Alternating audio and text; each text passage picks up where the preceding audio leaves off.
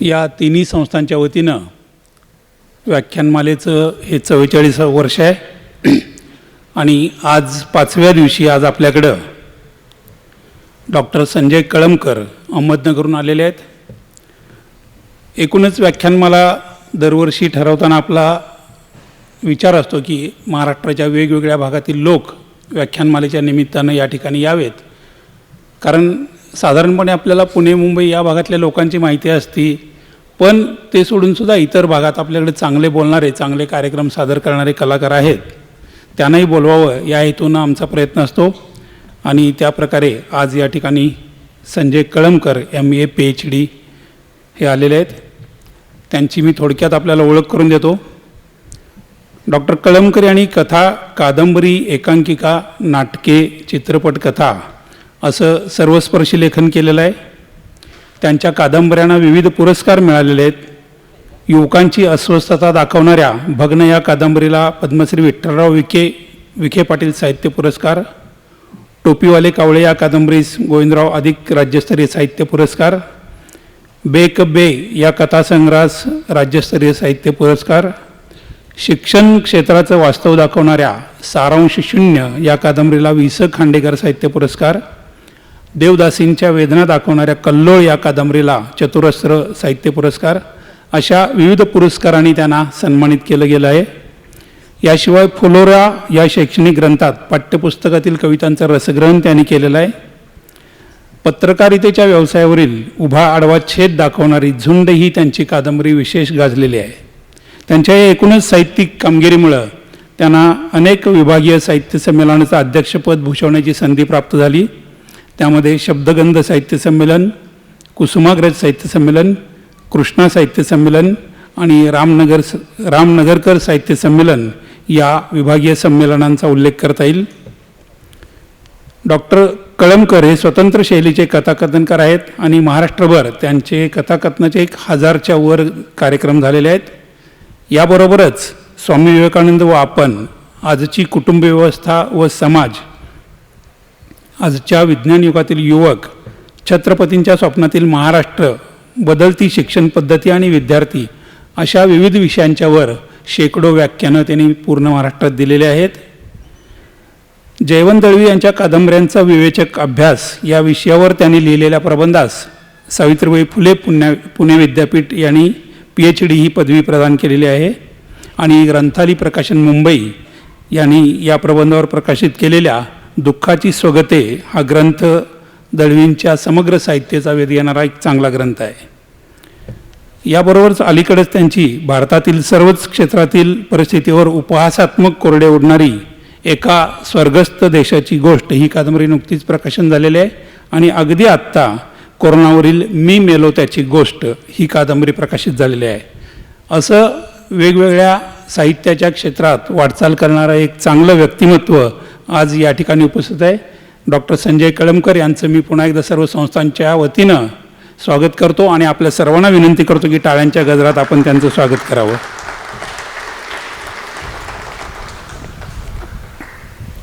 आज त्यांचा विषय आहे हसण्यासाठी जन्म आपला. 14 तारखेला अहमदनगरचेच डॉक्टर गिरीश कुलकर्णी स्नेहालय या संस्थेचे उपस्थित होते. आपल्यापैकी जे लोक या ठिकाणी त्या दिवशी असतील त्यांना त्यांनी निशब्द आणि अंतर्मुख केलं त्यांच्या ह्याच्यामुळं. आज संजय कळमकर आपल्याला हसवण्यासाठी आलेले आहेत असं मला वाटतंय. ही चांगली माणसं आवर्जून आपल्याकडे यावीत म्हणून आपला प्रयत्न असतो, त्याप्रमाणे आलेले आहेत. पुन्हा एकदा मी त्यांचं स्वागत करतो. डॉक्टर संजय कळमकर यांना विनंती करतो की त्यांनी आज आपला विषय कथाकथन हसण्यासाठी जन्म आपला या ठिकाणी सादर करावं आणि मान्यवरांना विनंती आहे की त्यांनी पुढे बसून यावं. धन्यवाद. मनोरंजन मंडळ, श्री दगडूलाल मर्दा foundation, rotary club of Ichalkaranji central यांच्या संयुक्त विद्यमानं गेल्या 40-45 वर्षापासून ही जी व्याख्यानमाला सुरू आहे सातत्यानं, सुरुवातीला या सर्वांचं मी कौतुक करतो, त्यांना शुभेच्छा देतो. संजयजी होगाडे गेल्या 3 वर्षापासून माझ्या संपर्कात होते. मध्यंतरी कोरोना येऊन गेला आणि दरवर्षी फोन आला की मला बरं वाटायचं की उचलायला मी आहे आणि फोन करायला ते आहेत. कारण मधला काळ असा होता की कोण आहे आणि कोण नाही. याचा तपासच नव्हता. पण आमच्या दोघांचं सुदैव, आम्ही दोघेही आहोत, आणि माझं सुदैव की आपण सगळे समोर बसलेले आहात. जे गेले ते करुणाजनक होतं. गेल्या 2-2.5 वर्षामध्ये आपण हसणं विसरलो, अस्वस्थता आपल्यामध्ये आली, अनेकांच्या मनोव्यापारावर त्याचा परिणाम झाला, अनेक क्षेत्रावर परिणाम झाला. कारण मुळामध्ये ही महामारी दर 100 वर्षांच काय येते हा फार मोठा प्रश्न आहे. 1820 साली प्लेग आला, 1920ला स्पॅनिश फ्लू आला. प्लेग उंदरानं पसरवला, म्हणजे जहाजातून उंदरं आले. स्पॅनिश फ्लू रेल्वेतून अमेरिकन सैन्य जगभर फिरलं म्हणून झाला. आणि कोरोना विमानातून पसरला. म्हणजे तिन्ही वेळेस ही महामारीनं वेगवेगळे 3 वाहनं शोधले. अजून 100 वर्षांनी कुठल्या वाहनातून महामारी पसरेल सांगता येत नाही. आपण ती पाहायला नसू किंवा एखादे सुदैवी असतीलही. हसण्यासाठी जन्म आपला असून सुरुवात यांनी अशी केली आहे म्हणून तुम्हाला आश्चर्य वाटलं असेल, पण मधला काळच असा आहे की माणूस मृत्यूविषयी कधी नव्हे तो बोलायला लागला. परंतु आनंदाची गोष्ट आहे, पुन्हा आपण मात केली महामारीवर, आणि आज मनुष्य पुन्हा जगण्यासाठी जे आहे, जे उत्सव आहेत. आता सकाळी वर्षापूर्वी जे गेले त्यांना त्यांचे श्राद्ध आहेत. दुपारी पुन्हा धूमधडाक्यात होणारे लग्न आहेत. आणि आता जागरण गोंधळ नावाचे गॅदरिंगसुद्धा बऱ्यापैकी सुरू झालेले आहेत. म्हणजे माणूस आता उत्साह शोधायला लागला आहे, एकमेकांना भेटायचं, मला बोलायचं, सुसंवाद साधायचा, आनंद मिळवायचा, असा सगळा आनंद आपण आता शोधायला लागलो आहे. मी संजयजींना विचारलं विषय कुठला निवडायचा, तर त्यांनी हाच निवडला. कारण महाराष्ट्रात असा अनुभव येतो आहे की गंभीर विषय सध्या तरी ऐकायला कोणाची अवस्था तशी नाही आहे. कारण गेल्या 2 वर्ष आपण गंभीर होतो. कधी नव्हे ते करते माणसं घरात राहिले. इंटरनेटमुळं बरं झालं, ते त्यात गुंतले, त्यांच्यामुळं कुटुंबही वाचलं. मुलं ऑनलाईनमुळं नेटमध्ये गुंतले आणि एकंदर विभक्त कुटुंब व्यवस्था पुन्हा एकत्र झाली. गांधीजींनी सांगितलं खेड्याकडं चला, कोणी ऐकत नव्हतं. कोरोनानं सांगितल्यावर सर्वांनी ऐकलं. आता खेडी तुडुंब भरली आहेत, शहरं कमी व्हायला लागली आहेत. हे सगळे बदल जरी होत असले तरी मुळामध्ये हसणं कुठंतरी दुर्मिळ होत चाललं आहे. आनंद शोधायचा कुठं हा प्रश्न आपल्यासमोर आहे. परंतु आनंद आपल्या आजूबाजूला आहे. आता हास्य क्लब अनेक शहरात असतात, तुमच्याकडे असेल, नगरमध्ये भरपूर आहेत. महिनाभर एकत्र यायचं आणि हसायचं. तो संयोजक सांगतात आज वर हात करून हसा, आता बाजूला हात करून हसा. 1 तासभर माणसं हसतात, सांगितलं की हसतात. फक्त महिन्यातून 1च दिवस हसत नाहीत, फी द्यायच्या दिवशी. त्या दिवशी जरा वाईट वाटतं की अरे हे पैसे देऊन हसावं लागते. परंतु पैसे देऊनच हसावं असं काही नाही. आपल्या आजूबाजूला अनेक आनंदाच्या गोष्टी आहेत. फक्त जीवनाकडे सकारात्मक पाहण्याचा दृष्टिकोन आपला पाहिजे. एकतर आपलं वाचन कमी झालं आहे. पूर्वी कोल्हटकर, गडकरी, आत्रे, देशपांडे, मिराजदारपासून कालपर्यंत शंकर पाटील वगैरे यांच्या कथा असतील, कार्यक्रम असतील, ही विरंगुळा देणारे, मनसोक्त मनाला आनंद देणारे कार्यक्रम होते. गडकरी तर इतके छान पटकन विनोद निर्माण करायचे. त्यांच्या भावाच्या उशीखाली एकदा विंचू निघाला आणि तो भाऊ घाबरून यांना म्हणाला अरे माझ्या उशीखाली विंचू निघाला. तर गडकरी म्हटले दगडाखाली दुसरं काय निघणार आहे. साधं वाक्य होतं, परंतु ते फारसं गांभीर्यानं घेण्याऐवजी आपण जीवनाकडं कसं पाहावं. एका साहित्यिकावर त्यांनी काहीतरी लिहिलं, साहित्य खूप रागावले. दुसऱ्या दिवशी गडकरी त्यांना भेटले आणि गडकरी त्यांना म्हटले नमस्कार. तर ते साहित्यिक म्हटले मी मूर्खाशी बोलत नाही. गडकरी म्हटले पण मी बोलतो ना. हे फार साध्या गोष्टी आहेत, पण आता हे आपल्याला वाचायच्या नाही, कुठं ऐकायच्या नाही, तो आनंद आपण मिळवत नाही. आत्रेंविषयी आपण अनेक गोष्टी ऐकून आहात.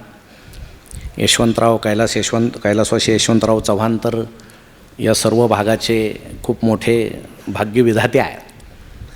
परंतु त्या काळात राजकारणसुद्धा असं असायचं की छान एकमेकाला विरोध करायचे. म्हणजे औरंगाबादच्या एका सभेत ज्यावेळेस आत्रे निघाले त्यावेळेस मोटारींना AC नव्हता, काचा उघड्या ठेवायला लागायच्या आणि सगळी धूळ होती. आणि सगळे धुळीने माखले आत्रे, आणि यशवंतराव चव्हाण मुख्यमंत्री होते. मग तिथं स्टेजवर गेल्यावर ते आत्रेच, ते उभा राहिल्याबरोबर प्रेक्षकांना म्हटले, मी प्रके आत्रे, म्हणजे धुळीनं भरलो आहे म्हणून तुम्हाला ओळखू येणार नाही. हे सगळे या मुख्यमंत्र्यांची कर्तबगारी आहे.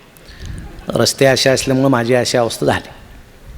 चव्हाणसाहेब नंतर भाषणात म्हणाले की तुम्ही कायम सरकारला काहीतरी बोलून धूळ चारता, आज आम्हाला तो योग आला आहे की तुम्हाला आम्हाला धूळ चारता आली.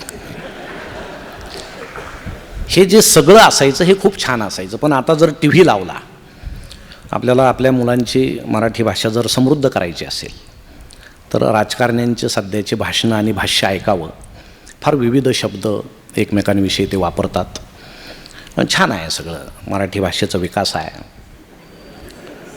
पूर्वी गणपतवाणी बिडी पिताना अशी एक कविता होती. आता गणपतवाणी इडी पिताना असं काहीतरी सुरू झालेलं आहे. आणि हे सगळं विचित्र आहे. सुरुवातीला सांगतो मी कुठल्याही पक्षाचा नाही, म्हणजे बोलता बोलता एखादं विधान आलं तर, कारण सध्या आपल्याकडं धर्माविषयी बोललं की भावना दुखावतात आणि पक्षाविषयी बोललं की प्रचंड दुखावतात. त्यामुळं फक्त हे उडणारे पक्षी सोडले तर, आता हे त्यांच्याही वर गेलेत, कारण कोण कधी उडून कुणाच्या झाडावर बसेल याचा भरोसा राहिलेला नाही. परंतु ते बाजूला ठेवता ज्या पूर्वीच्या गमती तुम्ही आठवा. फार पूर्वी मी लहान असताना आमच्या गावात रेडिओ घेऊन फिरायचे, टी व्ही वगैरे नव्हते. रेडिओ गाड्यात लटकवायचा आणि गाणे, रेडिओला खूप महत्त्व होतं. म्हणजे रेडिओचं लायसन होतं, रेडिओला लायसन असेल तरच रेडिओ ते द्यायचे. रेडिओला इतकं महत्त्व होतं की लग्नामध्ये हुंड्यात रेडिओ द्यायचे. म्हणजे त्या काळात लग्न झाल्यावर 2 रेडिओ घरामध्ये यायचे.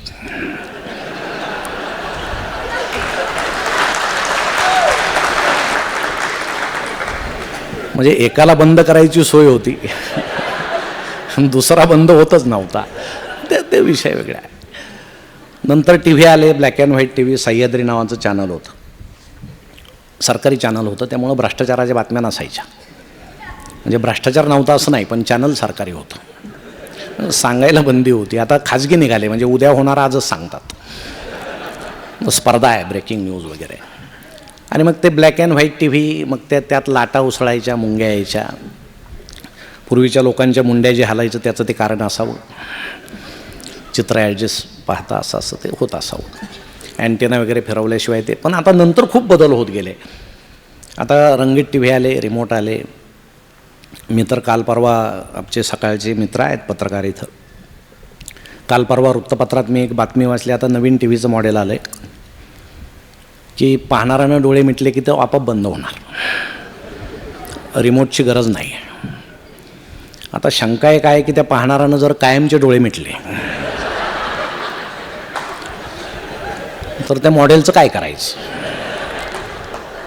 ते असेल काहीतरी, पण ते त्याच्याबरोबरच पाठवायचं, मग काहीतरी सोय असेल. पण हे विज्ञान आणि तंत्रज्ञान इतक्या वेगानं व्हायला लागलं आहे. आता नंतर मोबाईल आले.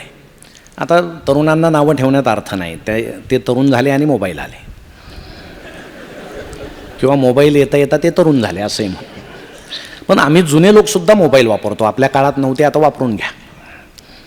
म्हणजे एखाद्याच्या आयुष्याची बॅटरी डिस्चार्ज व्हायला आली तरी त्याला मोबाईलची बॅटरी मात्र डिस्चार्ज झालेली चालत नाही, ती चार्जच पाहिजे, लहान मुलापासून.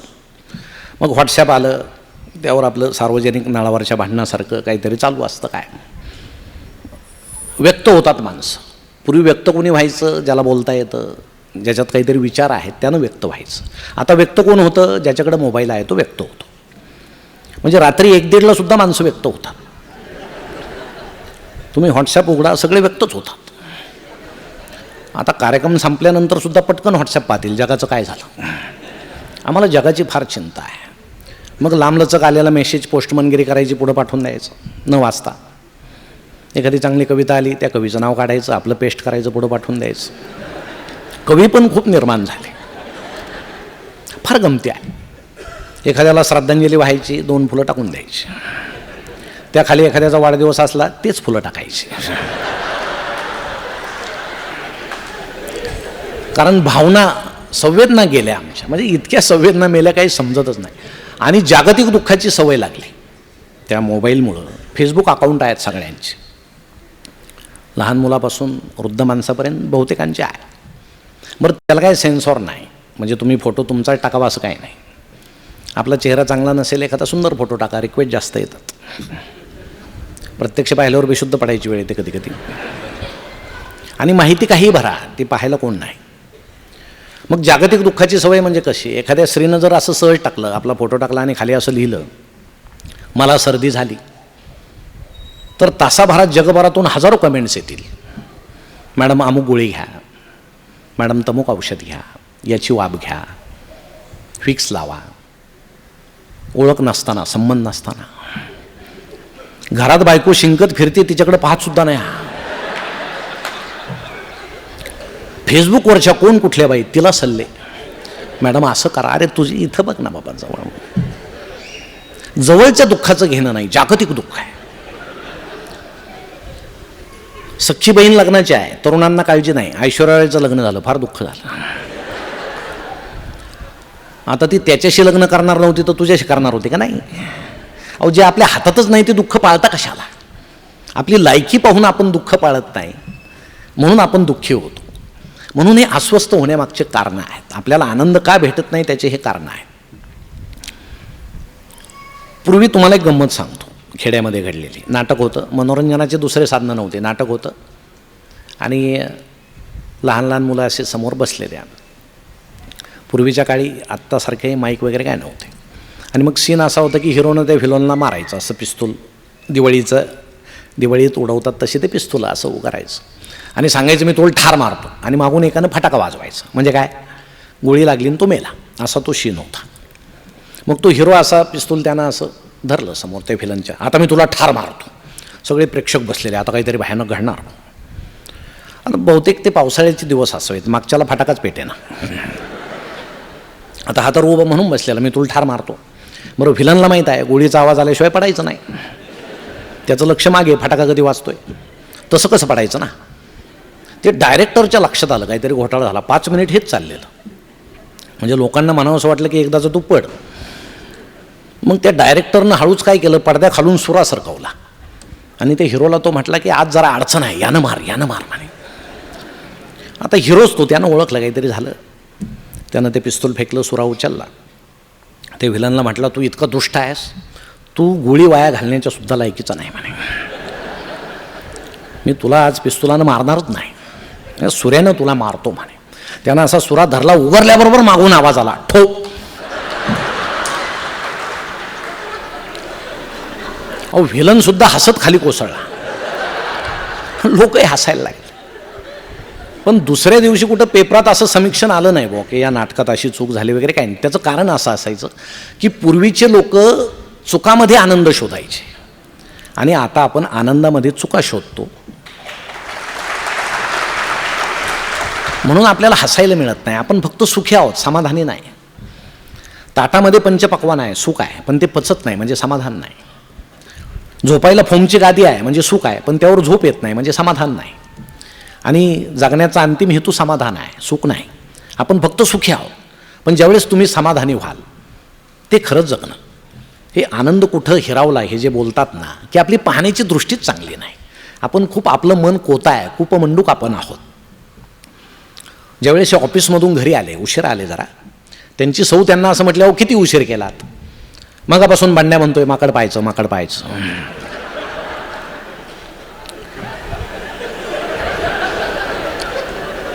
बिचारी सहज बोलले बरं का, तिच्या काय मनात काय नव्हतं.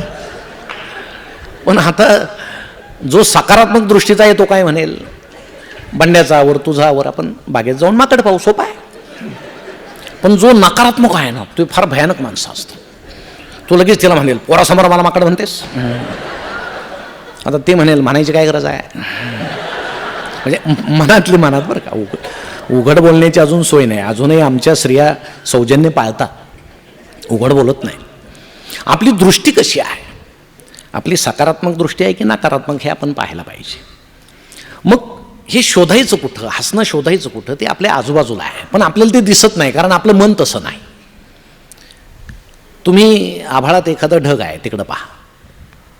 ज्याचं मन आनंदी आहे त्याला ढगामध्ये एखादा परी उडताना दिसेल, फटाके उडताना दिसतील, फुलबाज्या दिसेल. जो दुःखी आहे त्याला एखादा रडणारा माणूस दिसेल, अश्रू दिसतील, स्त्रियांना दागिने दिसतील, लहान मुलांना कॅडबरी दिसेल. म्हणजे ढग तोच आहे. आपलं मन जसं आहे तसे आकार त्यात असतात. म्हणून आपण जसे वागतो तसा आजूबाजूचा आनंद आहे. जग तेच आहे, जगामध्ये बदल नाही. आपली पाहण्याची दृष्टी वेगळी आहे. म्हणून आपल्या मनात जर आनंद असेल तर जग आनंदी दिसेल, नाही तर अजिबात दिसणार नाही. म्हणून इथं आल्यांच्या सर्वांचं मी स्वागत करतो की निदान 1-1.5 तास आपण गप्पा मारू, छान तुम्हाला आनंदी वाटेल. काही नंतर म्हणतील मी कशासाठी हसलो, विनाकारण हसलो. काही म्हणतील मी खूप दिवसांनी हसलो. कारण आता मी पुण्याचा नाही. सरांनी आधीच सांगितलं मी पुण्याचा नाही. त्यामुळं तुम्ही म्हणाल की आता याचं काही खरं नाही, हे कोणतरी वेगळेच वक्ते आहेत. कारण महाराष्ट्रामध्ये सांगण्याची पद्धत आहे की हे पुण्याचे आहेत. पुण्याचे म्हटले की अरे कोणतरी विद्वान आहेत वगैरे. ते आता मोडीत निघालेलं आहे सगळं. मी मागाशीच सांगितलं आता 70% बाहेरचे लोक पुण्यात आहेत. पुण्यातले 30% त्यांना सुधरवायला गेले, पण यांनीच त्यांना बिघडवलं. त्यामुळं पुण्याचं तुम्ही फारसं काही सांगू नका. आता आमच्या नगरचे संजयराव इथं आहेत, आल्याबरोबर ते भेटले. आणि आमच्या नगरची भाषा खूप छान आहे. म्हणजे सगळ्या भाषा एकत्र केल्या, शेंडे तोडून टाकायचे, खालच्या भाषेचं कॉकटेल करायचं. ती म्हणजे नगरची भाषा आहे. शुद्ध असेल अशुद्ध असेल, भावना व्यक्त करायला आम्ही महत्त्व देतो, शुद्धतेला नाही. आणि महत्त्वाचं भाषा ही संवादाची असावी, या मनापासून त्या मनापर्यंत पोहोचलेली असावी. म्हणजे आम्ही भाजी घ्यायला गेलो तर भाजी कशी दिली असं सहज बोलतो. ही हिरवी कंच भाजी कशी दिली असं म्हणत नाही. त्या म्हणतील ती हिरवी कंच पुढे आहे, तुम्ही तिकडे जा. शेवटी भावना व्यक्त करणं हे भाषेचं फार महत्त्व असतं. शुद्धता लिखाणामध्ये असावी वगैरे ठीक आहे. म्हणून आज कथा 1-2 कथा या ठिकाणी आपण घेऊ, ज्यावेळेस तुम्हाला कंटाळा येईल. दरवर्षी व्याख्यानमाला असते म्हणून काही ट्रिक्स मी तुम्हाला सांगून ठेवतो. व्याख्यात्याचा कंटाळा आला, घड्याळाचा हात वर करायचा विनाकारण, जांभई द्यायची, मध्येच उठून उभं राहायचं. मग वक्ता ओळखतो की आता आपली बसण्याची वेळ झालेली आहे. म्हणजे आजही तुम्ही तसं केलं तरी चालेल, पण दरवर्षी 10 दिवस हे असं होतं म्हणून तुम्ही सावध असा. तशी वेळ येणार नाही, कारण तुम्ही फार सुंदर वक्ते महाराष्ट्रातून शोधता. पहिला जो विषय कथेचा आहे तो आपल्या सर्वांच्या मानता येणार नाही, पण लहान मुलांच्या आवडीचा आहे. कारण त्यांना त्यात खूप खेळायला मिळतं, मजा करायला मिळते. तरुणांच्या खूप आवडीचं आहे. तुमच्या आमच्या आवडीचं असेल असं मी म्हणत नाही. त्या विषयाचं नाव आहे लग्न. लग्न हा विषय असा आहे ज्याचं झालं त्याला असं वाटतं का झालं, आणि ज्याचं झालं नाही त्याला असं वाटतं कधी होईल. तुम्ही सगळ्या पुरुषांना जर विचारलं लग्न म्हणजे काय, तर सगळ्याच्या व्याख्या जर एकत्र केल्या तर त्यातून एकच सारांश निघेल. लग्न म्हणजे माणसानं घोड्यावर बसून केलेला गाढवपणा असतो. म्हणजे अनेक जण सहमत आहेत माझ्याशी. मी केलेला आहे, विषय तो नाही, पण तो करावा लागतो. संकेत आहेत, परंपरा आहे. परंतु पूर्वीचे लग्न आत्ताचे लग्न वगैरे जर पाहिलं तर फार प्रचंड बदल ते झालेले आहेत. आता काय फोटोग्राफर्स आलेले आहेत, व्हिडिओ आले, तंत्रज्ञान आलं. पूर्वीचे ज्यांचे लग्न झाले त्यांना आठवत असेल, एकच कॅमेरा असायचं. ते कधीकधी डोक्यावरती काळी घोंगडी घेऊनही फोटो काढायचे, त्यात उजेड पडू नये, फार मजेशीर ते असायचं. आणि अल्बम जपून ठेवायचे घरामध्ये. ते सुद्धा त्या लोकांना मानलं पाहिजे जे 10-20 वर्ष ही दुःखद आठवण जपून ठेवतात.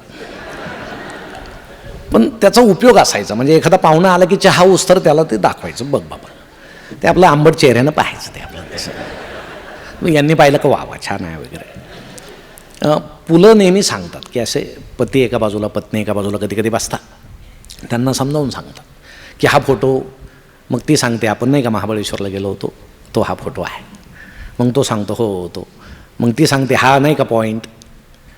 मग पती सांगतो अगं तो पॉईंट नाही, तो हा पॉईंट आहे, तिथं नाही का तो घोड्यावर बसली आणि घोडं खाली बसलं.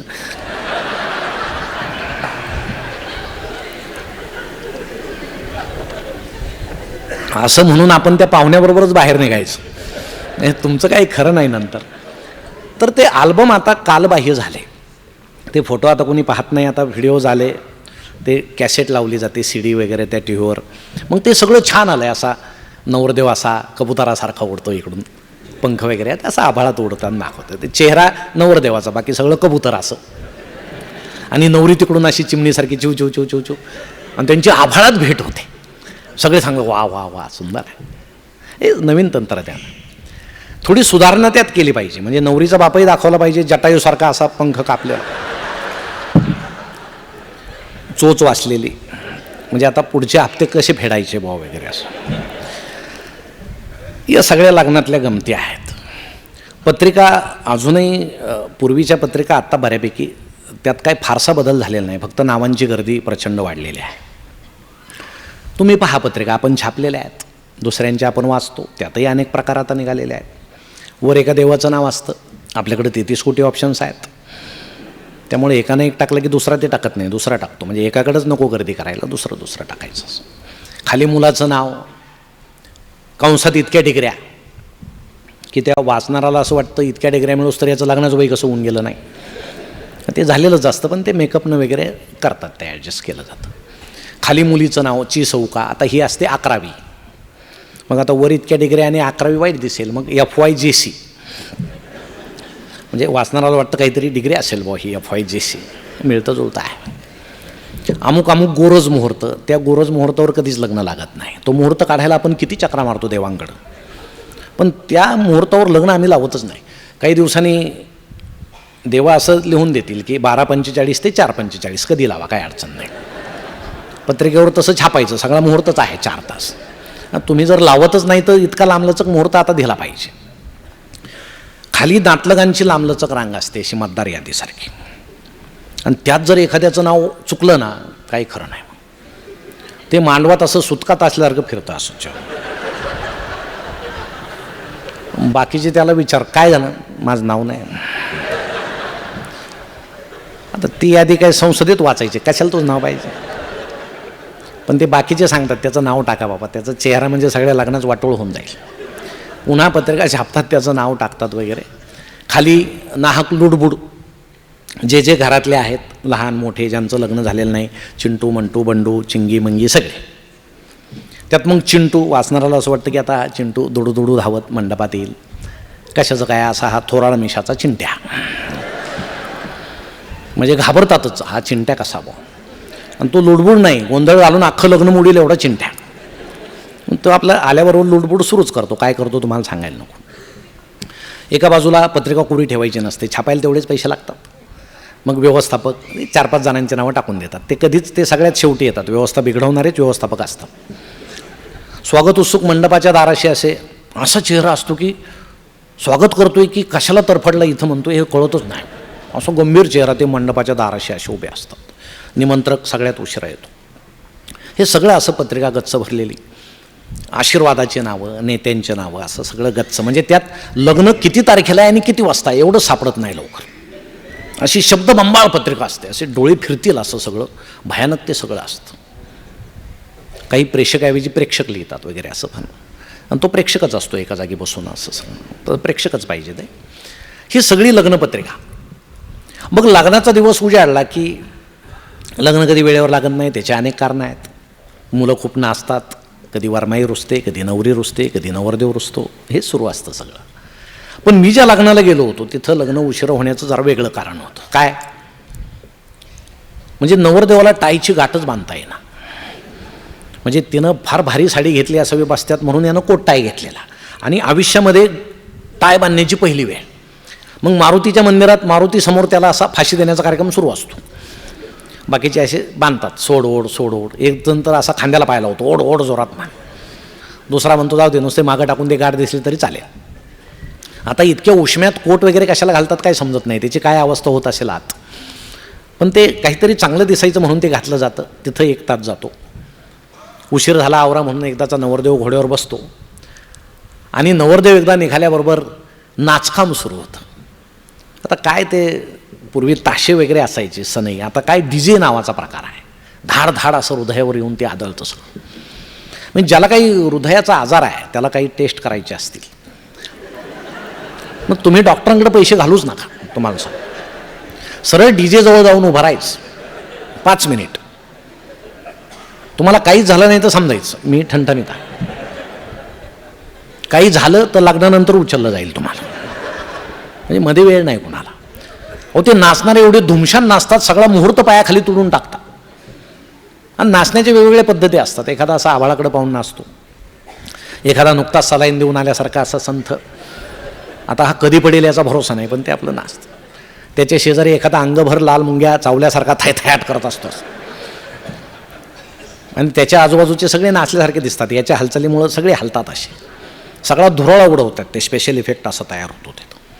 आणि ते कुणाचं ऐकतच नाहीत. असं अर्धा तास, 1 तास, 2 तास नाचतच राहतात.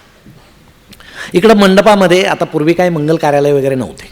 असं छान शेतामध्ये मंडप वगैरे टाकायचा आणि उन्हाळ्यातच लग्न व्हायची. फक्त उन्हाळ्यात लग्न व्हायचे. आता कधीही होतात. आत्ताचा विषय तर फारच वेगळा आहे, तुलना करायलाच नको. मग त्यावेळेस वऱ्हाड प्रचंड कंटाळलेलं, नुसताच असा आवाज येतोय वाद्याचा, ते जवळ येणार, वैतागलेले, घाम गळतोय, पोटात भूक लागली, कोपऱ्यातून कुठून तरी जिलेबी तळल्याचा खमंग वास येतोय. लक्ष वेळोवेळी तिकडं जातंय. पाहायचं नाही तरी डोळ्याच्या कोपऱ्यातून पाहताय की आता असं असं बसायचं बरं का, इथं सोयीनं बसायचं वगैरे, असे रंगीत तालीम पंक्तीची वगैरे सुरू असते. मुलांना भूक लागलेली, आई भूक, आई भूक. आता हिलाच भूक लागलेली, तुला काय द्यायचं कुठं? ती पोराला सांगते, जा तुझ्या बापाकडं.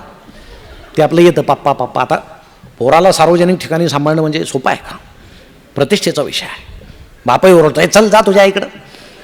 ते बिचारा आईकडं, कधी बापाकडं. त्याचा फुटबॉल होऊन जातो मध्ये. ते असं मध्येच ते हातात तांदूळ असतात, ते शालेय पोषण आहार असं टाकतं तोंडात.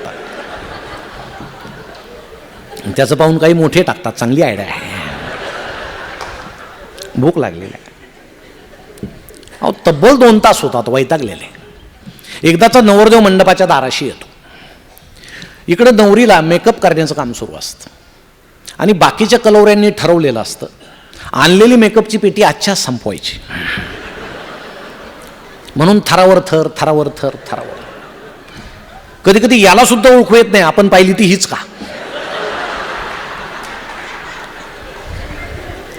तो बारकाईनं पाहतो, अरे हीच आहे, काय अडचण. मला वाटलं फसवलं काय मला वगैरे. उरलेला मेकअप बाकीच्या मुली फासून घेतात. चला चला चला चला. एकदाच्या मंडपाच्या दाराशी येतात. नवरदेव असा उभा, नवरी अशी शेजारी उभी. आता ताटकळलेलं, वैतागलेलं, भुकेलेलं वऱ्हाड. आशीर्वाद कोण देईल? त्यांना पाहून शापच देतात. ती किती गोरी आहे, हे काळा आहे, यांचं काय खरं आहे? तो किती उंच आहे, हे बुटके आहे, यांचं काय खरं आहे? चांगले विषय निघणं पोटातच काही नाही तर चांगली वाक्य बाहेर पडतील. म्हणजे हे पत्रिका देऊन बलामत आहे, आपल्याला शाप करून घ्यायचा असं. ते बिचारे असे उभे राहतात. आणि मग आवरा आवरा, सुवासनी आता ओवाळतील म्हणून सुवासनी आता त्यांच्यात काहीतरी कुजबूज सुरू असते. ते काय आपण ऐकायची नसते. ही मेली काय माझ्या पुढं, असं काहीतरी असतं त्यांचं. तो विषय त्यांचा आहे. मग एकदाच्या सुवासनी ओवाळतात आणि आपलं ते ऐतिहासिक गीत वाजवत सनईवाले निघतात. बहारो फूल बरसाव. अहो इतके कंटाळलेले लोक, घाम गळतोय, उन्हाच्या धाराने, यांचं बहारो फूल बरसाव. ते ऐकून ताटकळलेलं वऱ्हाड हळूच पोटावर हात फिरवत म्हणतं, अब ज्यादा मत तरसाव. तरी ते बासरेवाले पुढं 2-3 मुले आपल्या सुकलेल्या गुलाबाच्या पाकळ्या टाकत टाकत असे मागं. नवरदेव नवरी असे ढगावून चालल्यासारखे. नवरदेवाचा चेहरा तर पहा तुम्ही, नुकताच असा कारगिलच्या लढाईहून आल्यासारखा असं असं सगळीकडं पाहतं. ते माझं लग्न आहे, लग्न आहे, तुमचं नाही माझं आहे असं. आजकाल लग्न होणं म्हणजे असंच आहे. मुलगी आपली खाली पाहते, कोण आलंय कोण नाही, अशी खाली पाहून चालते. इकडं याचं गाणं सुरूच असतं, बहारो फूल बरसाव मेरा महबूब आया आहे. एक जण दुसऱ्याला विचारतं, ते नवरदेवाचं नाव काय? म्हणे प्रभाकर. हा महबूब कुठून आला म्हणे. ते काही समजतच नाही म्हणे, प्रत्येक लग्नात असतो तो महबूब, असतोच म्हणे. एकदाचे दोघे बोल्यावर येतात. नवरदेव उभा, नवरी उभी, मध्ये ते अंतरपाठ धरणारे. आता ते काय एवढं ते अंतरपाठ ताणून धरतात समजायला मार्ग नाही. अंतरपाठच का धरतात? आता त्याचं काही आध्यात्मिक कारण असेल. मी काही जुन्या लोकांना विचारलं, पण एकानं काय सांगितलं की पूर्वीचे जे लग्न असायचे त्यात काही मुलगी पाहायला किंवा मुलगा पाहायला जात नसायचे. वडील घरी येऊन सांगायचे, तुझं लग्न या मुलीशी जमलं, फोटोची सोय नाही, काय नाही, काय नाही. मग लग्नाला हे उभे राहायचे, मध्ये अंतरपाठ, म्हणजे एकमेकाला पाहिलेलं नाही. आणि मंगलाष्टक झाल्यावर अंतरपाठ खाली, अरे ही आहे काय, अच्छा. आणि ती म्हणायची, अरे हा पदरी पडलं, पवित्र झालं, हिलाच काय. पण आता मला एक समजत नाही, कोपऱ्यामध्ये ते काय त्याला प्री वेडिंग का काय म्हणतात, ते स्क्रीन सुरू आहे. नवरा नवरी डोंगरावर फिरतायत, धबधब्याकाठी बसलेत, एकमेकाला आलिंगनात घेतायत, आणि इकडं अंतरपाठवाले तानू तानू असे. तिकडं तू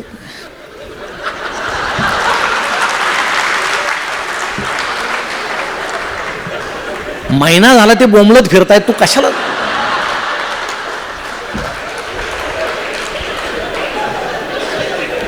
कमाल आहे. मग एकदाचे ते दोघे, मग तो माईकवाला लगेच नवरीचे मामा, नवरीचे मामा. तर हे लांब जाऊन लपलेलं असतं. तुम्ही असं दाखवा बरं, मामा म्हटल्याबरोबर आलाय, कधीच नाही. ते लांब 3-4दा मामा मामा, मग हा उठतो, मी मामा आहे मामा आहे असं. ते मामा आहे याच्यात काय विशेष आहे? पण ते लग्नाच्या दिवशी जो तो आपलं दाखवतो. हे मामा जातो नवरीच्या मागे, कुणा तरी टोपी घेतो, डोक्यात घालतो, राहतो असो मामा. करा एकदाचं सुरू. अक्षता वाटल्या जातात, मंगलाष्टक सुरू होतं. अहो वैतागलेले लोक अक्षता टाकत नाही हो, फेकून मारतात. शिवमंगल म्हटलं की फेका जोरा.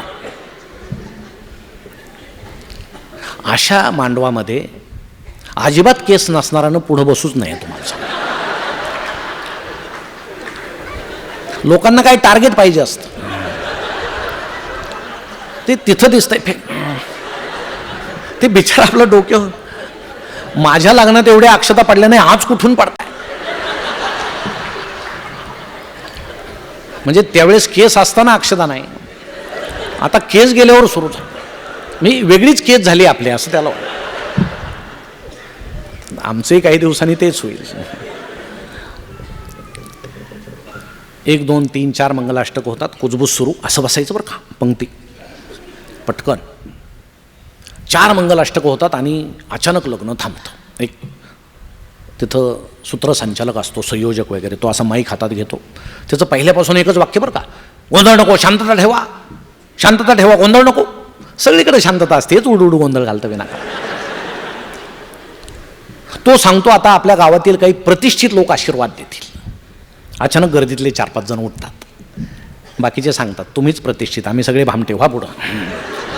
हे ठरलेले प्रतिष्ठित. मग आशीर्वाद देण्याच्या पद्धती असतात. एखादा म्हणतो या वधूवरांच्या हातून यांच्या आईवडिलाची, समाजाची, देशाची सेवा करू. नवरदेव मनात म्हणतो प्रपंच कधी करायचं? आमच्या हातून सगळं घडू, तुम्ही बोंबलत फिरा, आशीर्वाद देतो. एखादा सांगतो यांच्या संपत्तीत अमर्याद वाढ हो, संतती मात्र मर्यादित हो. मुलगी म्हणते अजून मंगलाष्टक पूर्ण नाही, संततीचं मार्गदर्शन करायला. एखादे हबप महाराज असतात, ज्यांचं लग्नच झालेलं नसतं, ज्यांना प्रपंचाचा काडीचा अनुभव नाही, ते यांच्या प्रपंचाला आशीर्वाद देतात. सुखे व्हा, आमच्या बापाचं काय जाते माहिती, तुम्हाला काय माहिती आहे किती अवघड आहे, देतात बुवा आशीर्वाद. निवडणूक जवळ आलेली असते, सगळे पुढारी झाडून त्या लग्नाला उपस्थित असतात. मग प्रत्येकाला असं वाटतं की संयोजक आता माझं नाव घेईल, की चला बाबूराव तुम्ही आशीर्वाद द्या, हे बाबूराव अमुक पक्षाचे सरचिटणीस आहेत वगैरे वगैरे असं. मग आपण तिथं जाऊ, बोलता बोलता थोडा प्रचारही जमलं तर करून घेऊ आपल्या पक्षाचा. मग इतके लोक आहेत ते जमलेत. पण तो संयोजक बेरकी असतो, तो नुसता म्हणतो चला बाबूराव चला. मग आता पक्षापासून सुरुवात झाली. मग बाबूराव 1-2 वाक्य बोलतात आशीर्वादाचे आणि सांगतात वधूवरांना की बाळांनो, प्रपंच म्हणजे घड्याळ.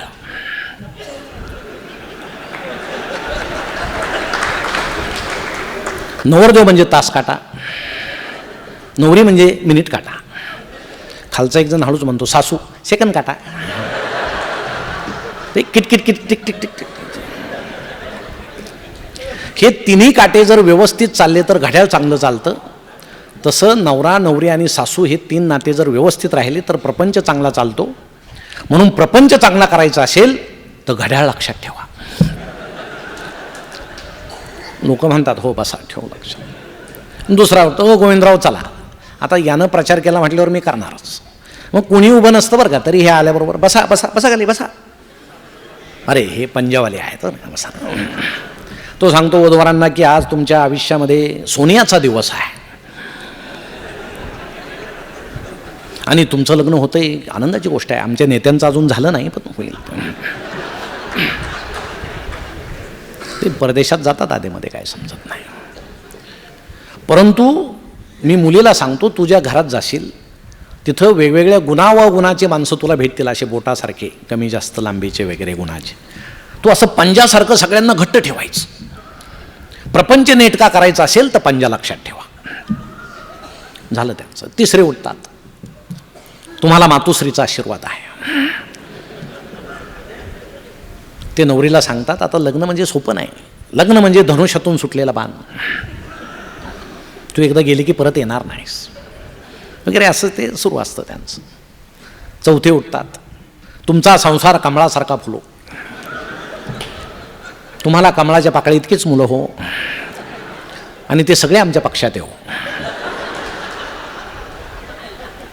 किती वाईट असो, आमच्याकडे आलं की पवित्र होतं. शेण असलं तरी त्याचा सत्यनारायणाचा प्रसाद होतो. तुम्ही घाबरू नका, येत राहा, भरती सुरू आहे. हे सगळं बोलता बोलता पाचवी उठतात. आता हे कुठले? ते सांगतात, तुमच्या प्रपंचाच्या रुळावरून तुमच्या आयुष्याचं इंजिन असं जोरात वाहत राहतं.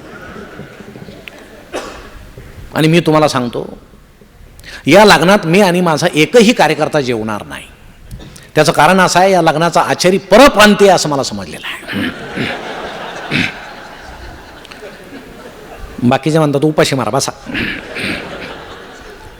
पाचवा सांगतो मला, आता हे कुठल्या पक्षाचे राहिले? तो वधूवरांना सांगतो, या कुराचंही ऐकू नका, लबाड आहे ते सगळे. तुम्हाला प्रपंच नेटका करायचा असेल, स्वतःच्या पायावर उभे राहा, माझ्यासारखे अपक्ष. लोक वैतागलेले, एकदाचं आवरतं सगळं. पुढचे मंगलाष्टक सुरू होता.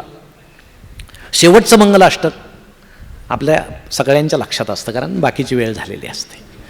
वाजंत्री सावधान असं म्हटलं जातं. वाजंत्री सावधान होतात की नाही, पण सगळं वऱ्हाड मात्र सावध होतं की आता संपत आलेला आहे. शेवटचं मंगलाष्टक संपण्याच्या आत कुठलं तरी व्रात्य कार्ड फटाके पेटून देतो. फाड फाड फाड फाड आवाज येतो. त्या फटाक्यानं वाजंत्री उठतात, टोप्या सावरत दान दान दान बँड बडवतात. सगळा गोंधळ माजतो तिथं. मंडप असा धूळ उसळल्यासारखा उभा राहतो. सगळ्या स्त्रिया बाहेर फेकल्या जातात, सगळे पुरुष आतमध्ये. कोण म्हणतं आपल्या लोकांना शिस्त नाही, 2 मिनिटात रांगा तयार. कोणी सांगायची गरज नाही, असे बसो छान असे बसलेले वगैरे, मध्ये वाडप्याला जागा वगैरे असं, आणि स्त्रिया आपल्या बाहेर. म्हणजे आपण स्त्रीमुक्तीच्या एवढ्या गप्पा मारतो तरी अजूनही लग्नामध्ये पुरुषच आधी बसतात. मी विचारलं एका जुन्या माणसाला, हे कधीपासून आहे? पहिल्यापासून आहे. का? स्त्रिया आधी बसल्या तर काय होईल? ते म्हटले, त्या फार गप्पा मारत जेवतात, वेळ लागतो फार.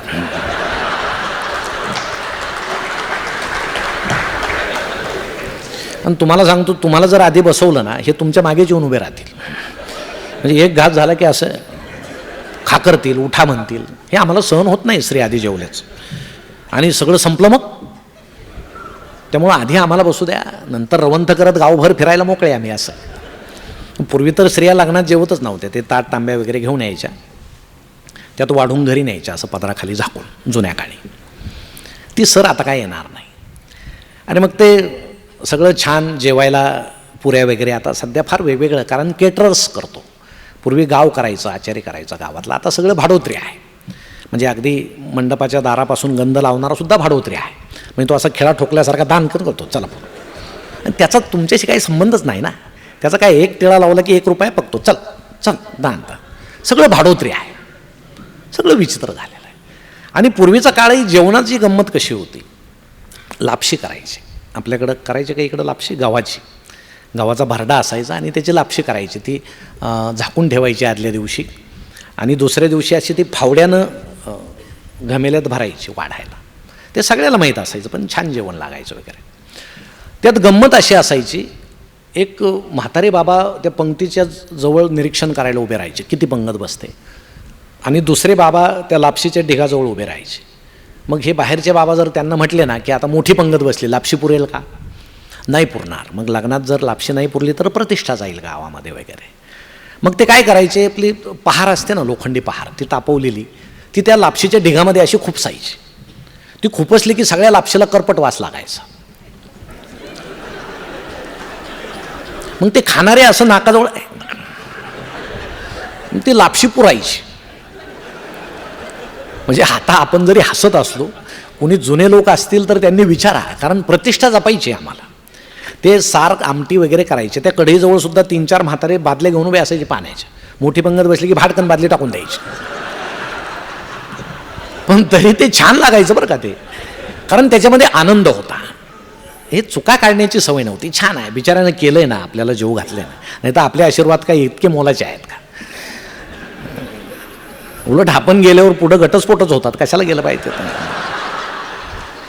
जेव घालतोय तर जेवावं आपलं.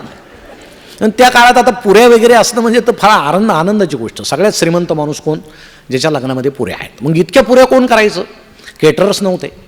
आमच्या गावात मी पाहिलं की त्या कढई भोवताली आमच्या गल्लीतल्या सगळ्या म्हाताऱ्या बाया अशा बसायच्या, गुडघावर करायच्या, अशा गुडघावर करून बसायच्या एक गुडघा, आणि ते पीठ म्हणून त्याचे उंडे केलेले असायचे, असे उंडे बारीक बारीक.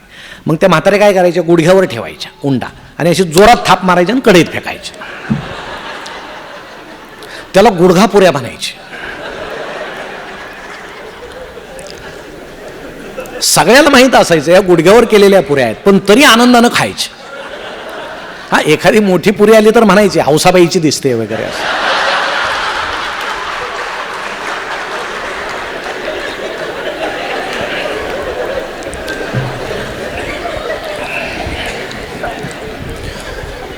मग अशी ती पंगत बसलेली सगळे, आणि वाढपी येतात.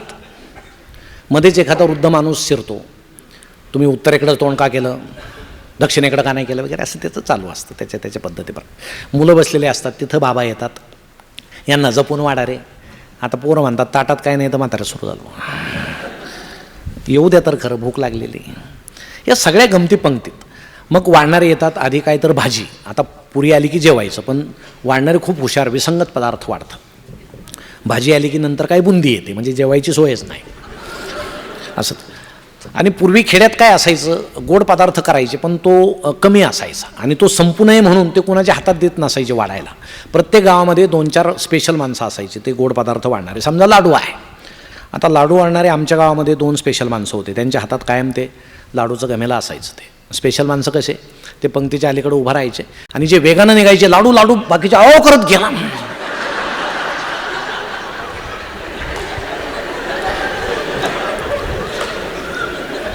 म्हणे खरंच लाडू घेऊन फिरतोय का, मोकळं जमेलंय. आता पुन्हा आला का पकडायचा, पण तो त्या पंक्तीत पुन्हा येत नाही, दुसऱ्या पंक्तीत लाडू लाडू लाडू. म्हणजे कुणी म्हणायला नको लाडू आले नव्हते आणि संपायला नको, स्पेशल माणसं. असं ते जेवण वगैरे सुरू होतं. आणि इकडं कोपऱ्यामध्ये नवरा नवरीचं फोटो सेशन सुरू होतं.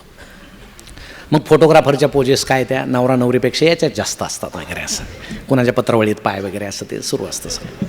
मग नवरा नवरीला डोक्याला डोके लावा, असे बिनडोक सल्ले लावा, डोक्याला डोके. आता ह्या दोघांचं असं असतं, ते दिवसभर कुणी काही सांगा, आता का डोक्याला डोके लावायचे कुणी विचारत नाही, लावा लगेच लावल्या,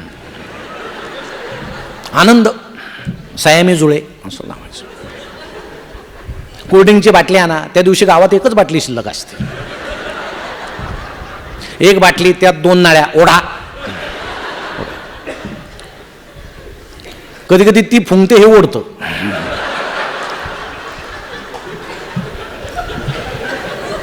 ती त्याच वेळेस सांगते काय बावळट आहे, काय अडचण नाही. आता आपल्या वेळेस काय झालंय कुणाला माहिती आहे, पण ज्यांचं झालं नाही त्यांनी तरी सावध राहा. असे ते फोटोचा गलवऱ्या वगैरे असं मुंड्या वगैरे वर काढून फोटो चालू असतात, त्यांचं सगळं फोटो सेशन होतं दिवसभर. त्या मंडपामध्ये कोण कोणाचा नातलग आहे ओळखण्याच्या सोप्या पद्धती आहेत. नवी साडी घालून जी विनाकारण मंडपात फिरते ना, कर कर कर कर कर कर, समजायचं ही नवरदेवाची आई आहे. तिचा चेहराही असा असिस्टंट शिक्षक आलेल्या मुख्याध्यापिकासारखा असतो, पाहते हिच्याकडं वगैरे असं, ते लगेच ओळखू येते हीच आहे. फार पिचलेला चेहरा म्हणजे नवरीची आई असते, बावरलेला चेहरा नवरीचा बाप, स्वतःचं मार्केटिंग करत फिरणाऱ्या कलवऱ्या, काही काम नसतं बरं का, आले आले आले आले सगळीकडे फिरतात त्या. पण ते असं दाखवतात आता हिचं झालं मी आहे वगैरे असं.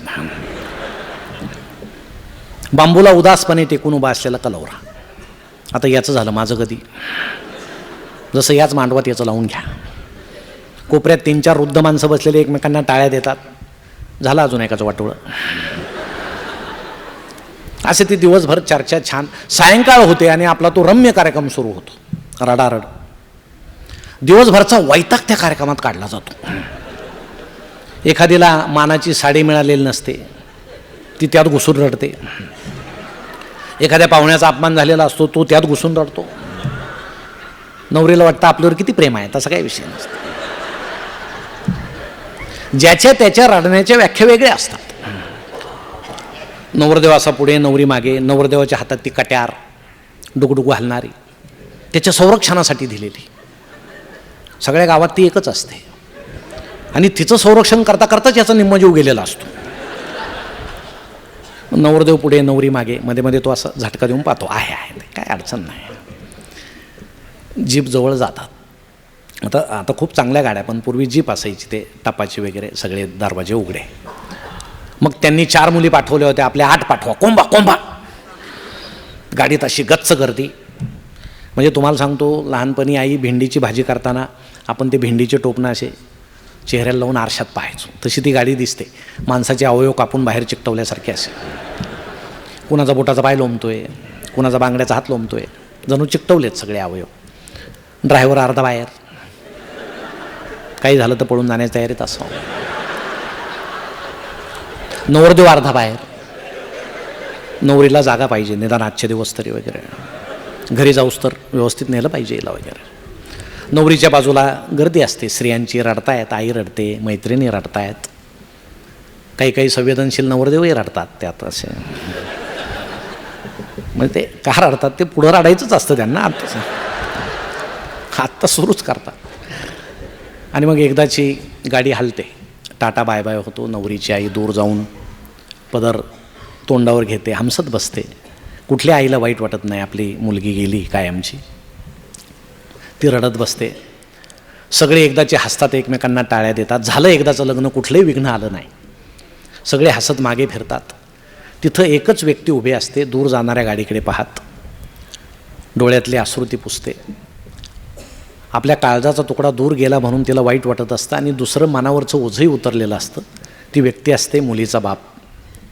तो दूर जाणाऱ्या गाडीकडे पाहतो. आता मनावरचं दडपण गेलं, भार उतरला. आता खूप दिवसांनी मनमोकळं हसायचं म्हणून तो मागे फिरतो आणि पुन्हा रडायला सुरुवात करतो. कारण त्याच्यासमोर हात पुढे करून अनेक जण उभे असतात. मंडपवाला, आचारी, घोडेवाला, फटाकेवाला, किराण्यावाला आणि दुरून छद्मीपणे हसणारा एखादा सावकारसुद्धा. आता सगळ्यांना हसायचं असतं, पण मुलीच्या वडिलांना मात्र पुढं कित्येक वर्ष रडायचं असतं. धन्यवाद. ही युनिव्हर्सिटी वेगळी आहे, पण पुणे विद्यापीठाच्या FYBAच्या पुस्तकामध्ये ही कथा आहे, अभ्यासक्रमामध्ये. ही तुम्हाला माहीत नसेल म्हणून मी इथं सांगितली. दुसऱ्या कथेकडं आपण वळूया. खरं म्हणजे विषय अनेक आहेत आणि या मधल्या काळामध्ये 2 वर्षाच्या काळामध्ये मी ती कादंबरी आता तुम्हाला देऊन जातो आहे. मी मेलो त्याची गोष्ट, सगळं कोरोनाचा तो जो काळ होता तो त्यामध्ये आहे. जे आपण बोलतो ऐकतो, खेड्यापासून शहरापर्यंत जे परिणाम झाले ते सगळे. पण आता आपण सगळे सावरलेलो आहोत. कुणाला जर असं वाटत असेल माझी नोकरी गेली, माझा व्यवसाय बुडाला, तर पुन्हा नव्या उमेदीनं त्यांना आता जगा. कारण यात मजा असते, संघर्ष करीत जगण्यामध्ये मजा असते. आता हारण्याचं काही कारण नाही. बाकीचे जगतायत, आपल्यालाही जगायचं. मळप सगळं दूर हटवा मनावरचं आणि आनंदानं जगा. काही अशक्य नाही, काही दिवस त्रास होईल, पण पुन्हा नव्या जोमानं आपण जगायला छान सुरुवात करू. त्यामुळं निश्चितपणे ही कादंबरी मी संजयजींकडे देऊन जाईल. शक्य आहे त्यांनी वाचा. ज्यांना कोरोना झाला आहे त्यांनी वाचली तर त्यांना असं वाटेल मी यात आहे, कारण त्यात सगळे तपशील आहेत डॉक्टरांचे वगैरे. कोणी डॉक्टर असेल तर माफ करा, पण मधल्या काळात डॉक्टरांनी खूप चांगली कामं केली. मोजक्या डॉक्टरांनी चांगलं कमवलं. मोजक्या, इथं असलेलं कुणी असेल तर त्यांनी नाही, त्यांनी समाजसेवाच केली.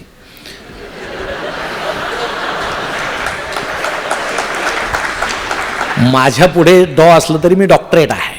मी खरा डॉक्टर असतो तर कशाला मी इथं व्याख्यानाला कशाला येतो आहे, आम्हाला वेळ असता का आता एवढा. मग अनेक जण आता मुलं मेडिकलला घालायला लागले, पण आता पुढची महामारी 100 वर्षानं येणार आहे, त्यामुळे त्याचा उपयोग होईल याचा भरोसा नाही. तो डॉक्टर होईलही, पण तुम्ही नसाल पाहायला, त्यामुळं तसं काही करू नका तुम्ही. परंतु जाता जाता सांगतो, खूप दुसरं दुःखाचं कारण हे की अपेक्षाभंग. आपल्या मुलाला 50% पडले, फार दुःख होतं आपल्याला. दुःखी होण्याचं कारण नाही. मार्क्स कमी म्हणजे तो जगण्यामध्ये अपयशी आहे असं अजिबात नसतं. नापास झालेले मुलंसुद्धा खूप मोठे झालेले आहेत, कमी मार्क्सवाले खूप मोठे झालेले आहेत. सगळ्या विषयामध्ये 35 मार्क्स पडलेले एका वडिलांनं आपल्या मुलाचा फ्लेक्स लावला होता गावामध्ये की सगळ्या विषयात 35% हे सोपं नाही करून दाखवणं. तुम्हाला अभिमान पाहिजे ना आपल्या पोरांचा. सोपं आहे, 36 नाही, 34 नाही, सगळे 35. ते आनंद कशात शोधायचा? तुम्ही जर दुःखीच व्हायचं ठरवलं तर कायम दुःखीच राहाल, ते तुम्ही झटकून टाका. मजा असते आजूबाजूला. तुम्हाला जर सकाळी तुम्ही फिरायला बाहेर पडता, सोप्या गोष्टी असतात. तुम्हाला त्या जे जोडपं आहे चाललेलं त्यांचं लग्न होऊन किती दिवस झाले हे ओळखता येतं. मग ते फार जवळून चालले, टाळ्या देत आहेत, गप्पा मारतायत, समजायचं 2-3 वर्ष झाले. थोडे तुटक दिसले की 10-15 वर्ष झाले. अजिबातच दिसले नाही की 20-25 वर्ष झाले.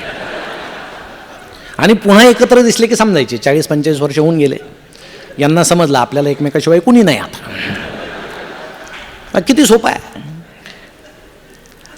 आमच्या एका मित्रानं योगासनं करणाऱ्या एकाला विचारलं, आता योगासनाविषयी कोणी बोलू नये, किती छान आहे, आपलं आरोग्य चांगलं राहतं, पण तुम्हाला तरकट सांगतो कसे गमती कशा असतात. आपण जे योगासनाला चांगलं म्हणतो त्यानं एका योगासनं करणाऱ्याला विचारलं, तू योगासनं का करतो? त्यानं सांगितलं योगासनं केल्यानं आयुष्य वाढतं. मग वाढलेल्या आयुष्यात काय करायचं? तो म्हटलं योगासनं करायचे. तू करतो कशाला? गमतीचेच विषय आहेत. मी खूप व्यायाम करतो, काय होतं? काय नाही, आयुष्य वाढतं. वाढलेल्या आयुष्यात व्यायाम करायचं. अहो आनंदानं जगा ना, जरा जगणं शिकलं पाहिजे. आपला चेहरा आनंदी नसेल तर 10 जण दुःखी होतात आपल्याला पाहणारे. आणि दुःख कुणाला सांगत बसू नका, त्यालाच खूप दुःख आहे, तुझं कुठं ऐकेल. पण आम्हाला सवय असते, बाहेर आलं की माझा असाच झाला, अरे तुझं काय झालं? त्याचं कालच तसं झालंय. जरा आनंदाच्या गोष्टी सांगा ना, तुम्ही सुख शेअर करा ना. आपल्याला दुःख वाटण्याची सवय आहे आणि दुसऱ्याच्या दुःखात आम्हाला आनंद आहे. म्हणजे एका माणसाला लॉटरी लागली, शेजाऱ्यानं फटाके वाजवले, गावाला आनंद झाला. शेजारी असावा असा. एकानं विचारलं, त्याला 2 लाखाची लॉटरी लागली, तू फटाके वाजवले, चांगली गोष्ट आहे. तो म्हटला नाही, कारण वेगळं आहे. म्हणे काय? त्याला तिकीटच सापडत नाही. हे असं आहे. मग दुसऱ्याच्या दुःखात आपला आनंद नसतोच. मुळामध्ये ह्या सुखदुःखाच्या कल्पना फार वेगळ्या असतात. त्यावर मी आज बोलणार नाही, विषय तो नाही आहे माझा. दुसऱ्या कथेकडे वळताना जे आपल्या सगळ्यांच्या सर्वसामान्य आपल्या जीवनामध्ये घडणाऱ्या या सगळ्या कथा आहेत. प्रवास आम्ही सर्वांनी केलेला आहे. विमानाचा असेल, रेल्वेचा असेल, बैलगाडीचा प्रवास केला असेल अनेकांनी. छान असतो. आता बैलगाड्या हॉटेलमध्ये ठेवतात पाहायला. नवीन पिढीला माहीत नाही बैलगाडी म्हणजे काय. ही अशी बैलगाडी असते बुवा, पण जुने लोक बसलेले आहेत ते मस्त असे. त्यामुळे एकदा काय झालं, एक व्याख्याते बोलवले असे खेड्यामध्ये. आता व्याख्याते उतरल्याबरोबर त्यांना काय असं वाटतं की मला संयोजकांनी न्यायला यावं, जसे संजयजी आज उपस्थित होते. व्याख्यात्याला वाटतं की अरे आले बुवा, म्हणजे आहे. पण ते खेड्यात उतरल्यावर कुणीच नव्हतं तिथं. असा फाटा होता आणि रस्ता कुठे आहे तेच दिसेना. दुपारची वेळ, इकडं गाव असावं म्हणे. मग चालले अशी बॅग वगैरे घेतलेली, कोट वगैरे टाय घातलेला. तर व्याख्याते म्हणजे थोडंसं कसं आहे, दिसला पाहिजे ना व्याख्याता. असं काही व्याख्यात्यांच्या बाबतीत मी सांगतो. मी तसं करत नाही, कारण खूप चांगलं गेलं की नंतर फ्लॉप होण्याची शक्यता असते. सुरुवातीलाच खूप आशा वाढवून ठेवायची नाही. लोकांना वाटतं अरे कोट टाय भारी दिसतोय, नंतर घोटाळा होतो. नाही, त्यापेक्षा ते आपले खेडं असलं तरी कोट वगैरे घालून असे छान चाललेले. गाव कुठं आहे समजेना.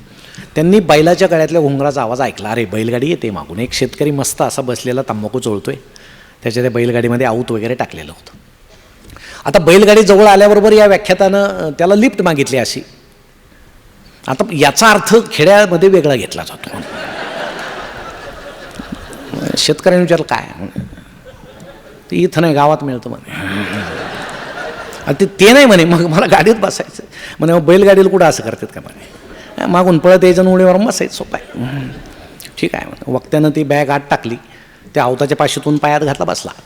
म्हणे बाबा कुठे गेले होते? रानात. आज तुमच्या गावात माझं व्याख्यान आहे. असल म्हणे. तुम्ही येणार नाही का? त्यानं कुठं पोट भरतं का म्हणे. म्हणे डॅम्बीज दिसतोय बरं का शेतकरी. म्हणे गाव येऊस तर आपण काहीतरी खेळू. तर शेतकरी म्हणे आता आवता एवढं खेळल्यावर अजून काय खेळायचं? म्हणे नाही, प्रश्नोत्तर. अहो ते जमलं नाही म्हणून तर आवता गेलतो ना. बोलूच द्याय ना. तरी विद्वान म्हटलं असं करू, तुम्ही तर अडाणी आहात, मी तुम्हाला एक प्रश्न विचारतो, तुम्हाला उत्तर येणार नाही, अडाणी. पण तुम्ही चुकले तर मला 50 रुपये द्यायचे. आणि तुम्ही जगातला कुठलाही प्रश्न मला विचारा, मी चुकणार नाही, विद्वान आहे. पण मी जर चुकलो तर तुम्हाला 100 रुपये देईल, जास्त 50 जास्त. मी विद्वान आहे. शेतकरी म्हटलं ते समजलं मगाशीच. मग विद्वान म्हणे विचार प्रश्न. आता शेतकरी म्हटलं कुठून बालामत गाडीत घेतली, खिशात पैसा नाही, याला द्यायची कुठून पैसे? मग त्यांना असा विचार केला की गाव येऊस्तर याला उत्तरच आलं नाही पाहिजे. काहीतरी मनानंच आपलं प्रश्न तयार त्यानं केला आणि सांगितलं म्हणे, साहेब आमच्या गावात परदेशी एक प्राणी आला होता म्हणे. म्हणे कसा होता? कसा? आभाळात उडायचा, जमिनीवर पळायचा, पाण्यात पावायचा, 10-12 हात, 10-20 डोळे, काय म्हणाला येईल ते सांगा बरं नाव. ते विद्वानानं डोकं मागं टेकवलं, सगळं प्राणीशास्त्र डोळ्यासमोर आणलं. कुठलं प्राणी? एखादा कलम केलेला आहे का काय? मग थोड्या वेळानं बाबा म्हटले, येत आहे का? नाही. काढा 100 रुपये. ते विद्वानानं आपल्या 10-10च्या रानावर धरा बाबा 100. मग शेतकरी म्हणला, तर तुमची बारी आहे, तुम्ही विचारा. विद्वान म्हटले, दुसरा कुठला प्रश्न मी तुला विचारणार? एवढा अवघड प्रश्न तुम्हाला विचारला, तेवढं प्राण्याचं नाव सांग. मला तरी कुठे येते, दार तुमचे 50 रुपये म्हणे.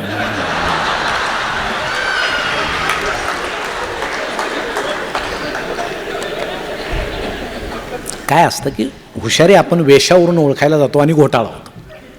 तसं ते नसतं. वेशाचा आणि बुद्धिमत्तेचा काही संबंध नसतो. आगगाडीमध्ये हा प्रवास बैलगाडीचा. आगगाडीमध्ये ज्यावेळेस 3 मुलं अपडाऊन करायचे, आगगाडीचा प्रवास छान असतो, खूप दरवाजे असतात, डब्याला तिकीट काढलं नाही तरी चालतं वगैरे वगैरे असतं. मग ते 3 मुलं 3 फॅकल्टीजचे होते, म्हणजे आर्ट्स, कॉमर्स आणि सायन्स.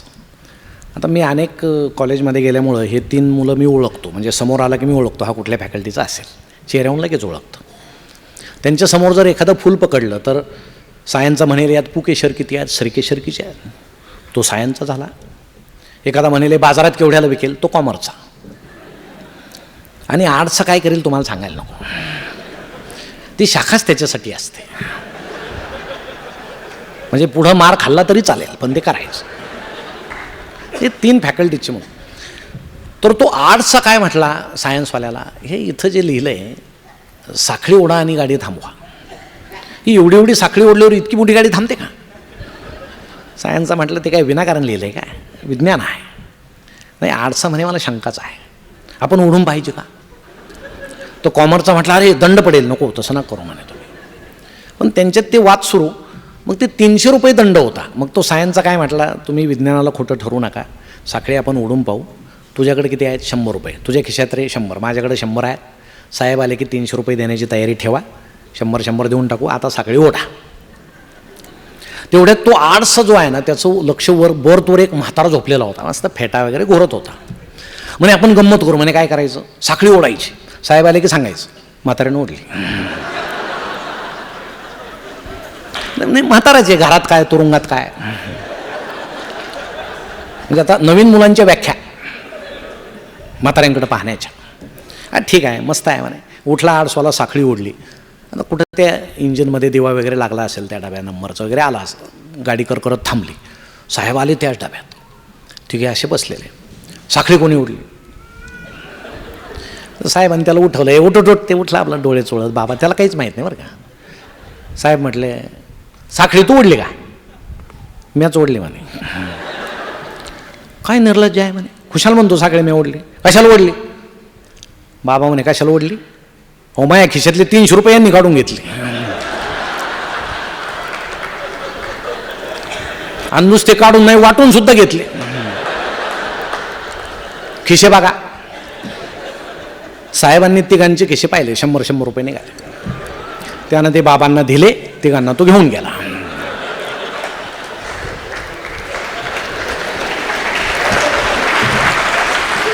रेल्वेचा प्रवास हे असे सायकल सगळ्यांकडे आहे आपल्याकडे. आता एक जुना विनोद सांगितला जातो, तुम्ही ऐकलाय असेल, पण तो आत्रेंच्या नावावर टाकला गेला आहे. ते कोण लेखक असतात त्यांच्या सायकलला ब्रेक नसतं, आणि ते ब्रेक कधीच, म्हणजे ते असं ठरवतात की सायकलला ब्रेक लावण्याचं काही कारण नाही, कारण कोणीतरी धडकलं की आपण हसायचं, हसलं की त्याला काहीच बोलता येत नाही, तोही हसतो. ते सगळ्यांनी ओळखलेलं असतं, हे आले की आपलं दूर व्हायचं, कारण हे धडक देतात आणि हसतात, भांडण्याचा विषय नाही. मग ते लेखक असे रोज मस्त बाहेर पडायचे की आज कुणाला धडक देऊ, छान मजा येईल वगैरे. ते एके दिवशी असे शहराच्या बाहेर पडतात, अशी सायकल उतारायला लागते, मस्त वेगानं धावायला लागते. त्यांच्या मनात येतं आता सायकल इतकी वेगानं धावते, आता कुणीतरी पुढं आला पाहिजे, मजा येईल म्हणे त्याला धडक द्यायची वगैरे. असं त्यांनी खाली पाहिलं आणि ते अचानक दचकले. अरे बापरे, त्यांच्या डोक्यात हे नव्हतंच, असं काही समोरून येईल. खालून एक अंत्ययात्रा येत होती. आता ते पुढं जो आहे त्यानं ते शिकाळं धरलेलं, धूर निघतोय त्यातून वगैरे असं, आणि चौघे खांदेकरी त्याच्या मागे सगळे आलेले. आता हे इतके वेगानं सायकल यांची ब्रेक तर नाही. पहिल्यांदाच त्यांना वाईट वाटलं, ब्रेक लावायला पाहिजे होता आपण सायकल. या बाजूला जावं का खड्डे, या बाजूला बाभळीचं बन, कुठं जायची सोय नाही, रस्ता सरळ आहे, इलाज नाही.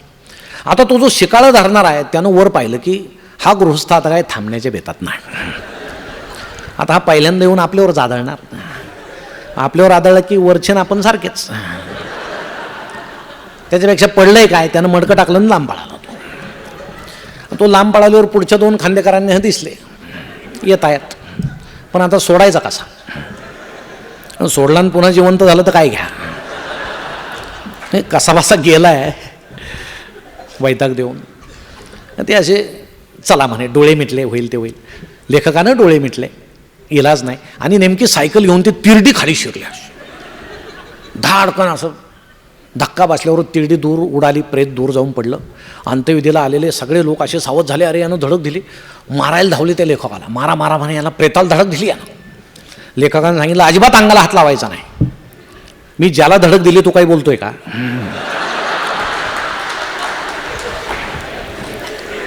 म्हणजे असा प्रयोग आपण करू नका. तिथं वेगळंच काहीतरी व्हायचं. हे सगळे प्रवास वेगवेगळ्या वाहनाचे आपले सुरू असतात. आता मध्ये एसट्याही बंद होत्या, परंतु सगळ्यात आनंदाचा प्रवास म्हणजे एसटीचा प्रवास, जो आपण प्रत्येकानं केला असेल. तुम्ही स्टँडचं वातावरण पहा, तुमचं इचलकरंजीचं पहा, नगरचं पहा. मला तर आल्यावर समजलं अहमदनगर आणि इचलकरंजीत खूप साम्य आहे. मलाही घरात आल्यासारखं वाटलं आणि खरोखर साम्य आहे. म्हणजे तुम्ही इतकं छान दाद देत आहेत, आमचे लोकही दाद देतात, नगरचे सुद्धा. हे सगळं छान आहे, साम्य वाटलं, मला आनंद वाटला. पण मग इचलकरंजीचं स्टँड, नगरचं, पुण्याचं सगळं तुम्हाला जर स्टँड जगातल्या सगळ्या प्रकारचे नमुने जर पाहायचे असले ना माणसांचे, तर तुम्ही स्टँडवर तासभर फिरा. फक्त फिरताना आपल्याला कोणी नमुना म्हणून पाहत नाही ना, याची काळजी घ्या. कसं असतं वातावरण, छान अशी सगळी गर्दी असते. खेड्यातल्या बाया बापड्या बोचके आणि पोरं घेऊन मध्येच बसलेल्या असतात. एसटी आली की पोरगा आधी उचलं की बोचकं, त्यांची त्रेधा तिरपीट उडते, पळापळा, इकडे पळ तिकडे बस, असं त्यांचं सुरू असतं. एखादा मत्त पोळ कोपऱ्यात स्वतःचा अंग चाटत उभा असतो. एखादा दाढीवाला दांडगा बोकड सलूनचं दुकान शोधत फिरल्यासारखा गर्दीत प्रवाशांना ढुसण्यात येत फिरत असतो इकडे तिकडे. एखादा सूट पॅन्टवाला जंटलमन, खरं म्हणजे मी विमानाच्या प्रवासाच्या लायकीचा आहे, पण चुकून आज एस टीसाठी आलो आहे, असा तिरस्कृत चेहरा करून स्वतःचा अंग चोरून उभा असतो. कोपऱ्यामध्ये कॉलेजातल्या 3-4 मुली आपण कुठंच पाहत नाही असं दाखवत सबोर पाहत उभे असतात. त्यांच्या शेजारी कॉलेजातलाच एखादा मरतुकडा डोलकाठीसारखा तरुण उगीच आपल्या केसांवरून हात फिरून गुलचट हसत उभा असतो. कंट्रोलर नावाचा एक माणूस म्हसोबासारखा बसून असतो. तो हसलेलं कुणीही कधी पाहिलेलं नाही आणि त्याचं सांगणं आणि हवामानाच्या अंदाजात फारसा फरक नसतो. आपण विचारतो एस टी गेली का, तो गेली म्हटलं की समजायचं गेलेलं नाही. वरनं पाहता तो एस टीचं नाव न विचारता सांगून टाकतो. अशा त्या सगळ्या स्टँडच्या गमती असतात. एखादी एस टी आत येते, कुत्र्यानं मांसाचा लचका तोडावा तसा गर्दीचा लचका तोडते आणि पसार होते. बाकीची गर्दी ती जखम भरून काढते. सरोवरात दगड मारल्यानंतर लाटा उसळव्यात तशी एस टी आली की सगळ्या गर्दीमध्ये लाटा उसळतात. मलाही गावी जायचं होतं. मी आपल्या त्या गर्दीमध्ये सामील होऊन, त्या गर्दीतलाच एक होऊन असा फिरत होतो. खरं म्हणजे गर्दी खूप आणि एसट्या येत होत्या, जात होत्या. प्रतीक्षेनं प्रेम वाढतं असं म्हणतात, पण उशिरा आलेले एस टीविषयी प्रेम वगैरे काय वाढत नाही. थोडा आनंद होतो, पण तो लग्नाचं वय होऊन गेल्यावर, लग्न झाल्यावर जो या धाटणीतला आनंद होतो उदास, तसा तो आनंद होतो की अरे आली बाबा, पण उशिरा आली. एकदाची मला हवी ती एस टी आली. एस टी आत आल्याबरोबर गुळाच्या डेपेच्या छिद्राशी मुंगळे गोळा व्हावेत तसे भरभर प्रवासी त्या एस टी दाराशी गोळा झाले. हातात असेल नसेल ती टाकाऊ वस्तू एस टीच्या खिडकीच्या गाजातून आत टाकून सीट रिझर्व करण्याची घाई सुरू झाली. मनात विचार आला, सुदैव एस टीच्या खिडक्यांना गज असतात, नाहीतर आपल्या स्त्रियांनी टाकाऊ म्हणून आपापल्या यांनाच आत टाकले असते. माझ्याजवळ टाकाऊ म्हणून आत टाकण्यासारखे काही नव्हते, म्हणून मी हळूच माझ्या पायातील कितीही लोभी चोर उचलू शकणार नाही अशी एक चप्पल काढली आणि खिडकीतून आत टाकून सीट रिझर्व केली. गर्दीमुळं दुसरं पायतान दिसण्याचा कोणाला संभव नव्हता. तसाच पाय फरकवत दरवाजामध्ये आलो. मागच्या संकटकारी दरवाजाचा उपयोग आता गर्दीकाळी म्हणून सुरू झालेला होता. तिथूनही लोक शिरत होते. दरवाजात प्रचंड गर्दी. वरून खाली उतरणाऱ्या प्रवाशांची घाई, खालून वर चढणाऱ्यांच्या प्रवाशांची घाई. एकदाचे वरचे प्रवासी खाली उतरले आणि धरणाचा लोंढा फुटून पाणी भस्कन आत शिरावं तसे खालचे प्रवासी एकदाचे वर चढले. त्या गर्दीमध्ये एक स्त्री पटकन वर चढली आणि तिनं राणा भीमदेवी थाटामध्ये आपल्या पतीला घेण्यासाठी हात असा पुढे केला, तर तिच्या हाताला धरून दुसराच कोणीतरी वर चढला.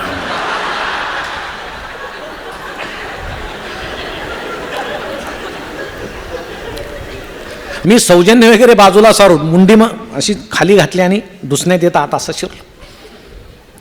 दरवाजामध्ये एक महाकाय काळ्या रंगाचा माणूस प्रभूंनी खिंड लढवावी तसा दरवाजा लढत उभा होता. वर यायचं नाही, जागा नाही. खालचे बरेच प्रवासी बायकांना घेऊन वगैरे, अरे बाबा तुझ्या जागी आम्ही 4-5 जण बसू शकतो, उतर खाली. पण तसं कुणाला काय म्हणायची त्याला हिंमत नव्हती. तो असा छान उभाच होता.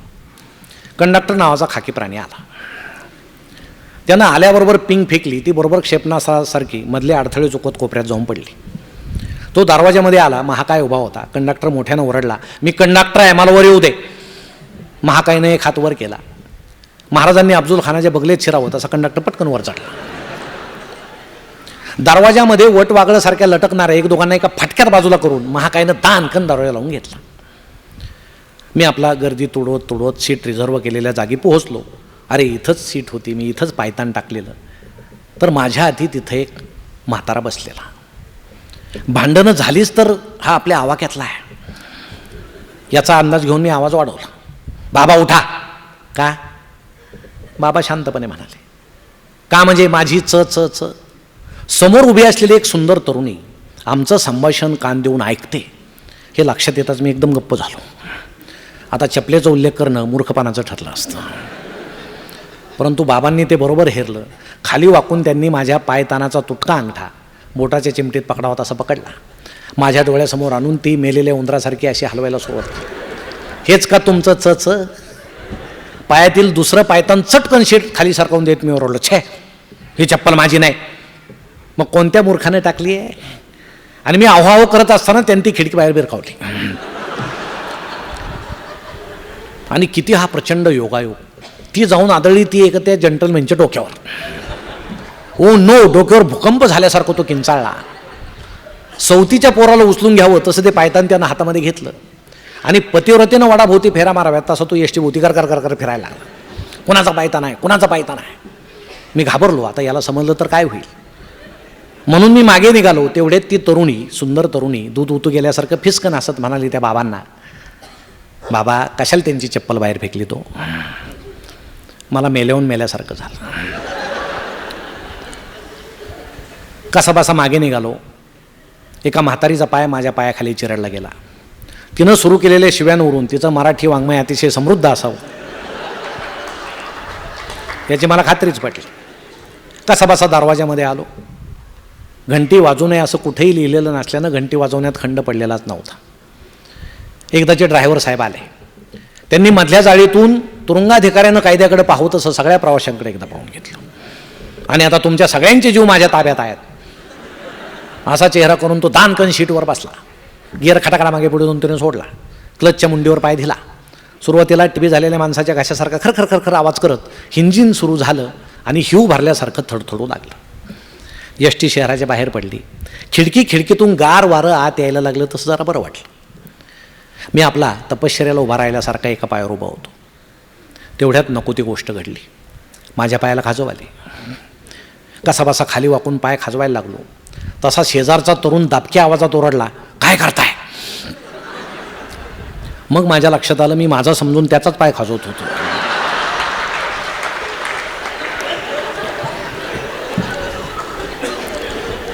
थोड्या वेळानं माझ्या पायाची खाज आपोआप शांत झाली, कारण मागचा एक माणूस बराच वेळ खाली वाकून त्याचा समजून माझाच पाय खाजवत होता.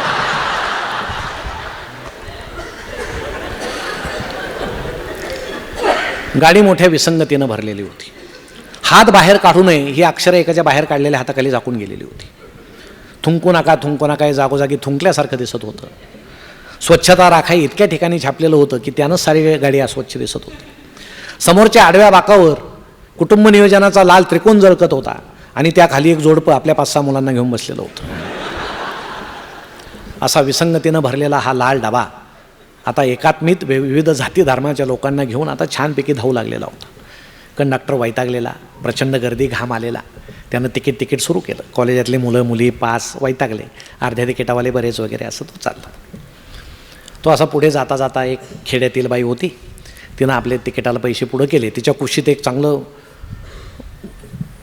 गलेलठ्ठ मुलगा बसलेला होता. मग खेड्यातली आहे म्हटल्यावर कंडक्टरनं आवाज वाढवला, म्हणे बाई या पोराचं तिकीट. आता पोहत कधी काढलंच नाही. आता काढा ना. कमून मोठा झालाय तो. तिनं प्रथमच पाहावं असं मुलाकडं पाहिलं. कितवीला आहे? शाळेत नाही जात. याचं वय काय? काय ठाव नाही. तुमचाच आहे ना? ए चिपाड तोंड्या. असं म्हटल्याबरोबर कंडक्टरनं त्या गर्दीत आपल्या चेहऱ्यावरून हात फिरून बाईनं दिलेली उपमा आपल्या चेहऱ्याशी जुळती की काय याचा अंदाज घेतला. तोपर्यंत बाकीचे प्रवासी हसायला लागले. चिपाड वाईट. तो म्हणाला, बाई तुम्हाला सांगावं लागेल, या मुलाचा जन्म होऊन किती दिवस झाले? तवा आमच्या शेम्या बैलाचं शिंगाड मोडलं होतं. अहो तुमच्या शेम्या बैलाचं शिंगाड मोडून किती दिवस झाले? तवा आचा याचा पटकीनं मी आला होता, याचा आजा. तसा कंडक्टर पटकी झाल्यासारखं ओरडला.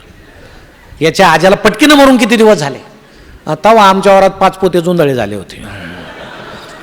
मग याच्या आजाला काय जोंधळेत पुरला होता? नाही, आमच्याकडे सरपणात जाळीत येत. बाई शांतपणे बोलत होती. सारे प्रवासी हसायला लागले. कंडक्टरही बोलता बोलता रडायला लागला. तो म्हणाला, बाई तुमचं पोरगा अतिशय तान्हा आहे. मिशा फुटूस तर याचं तिकीट काढू नका. कुठून या गाडीत गोळा झाले म्हणून कटकट वाजवत पुढं सरकला. तेवढ्यात शेजारचा म्हटला, अहो असं काय करता? शेखर आला तर तुमच्यावर शेकेल. म्हणे शेकू द्या. मी साहेबांना सांगितल्या बाईच्या तोंडून या कार्ट्याचं वय तेवढं वधवून घ्या. मी हवा तो दंड भरायला तयार आहे. निघाला असं.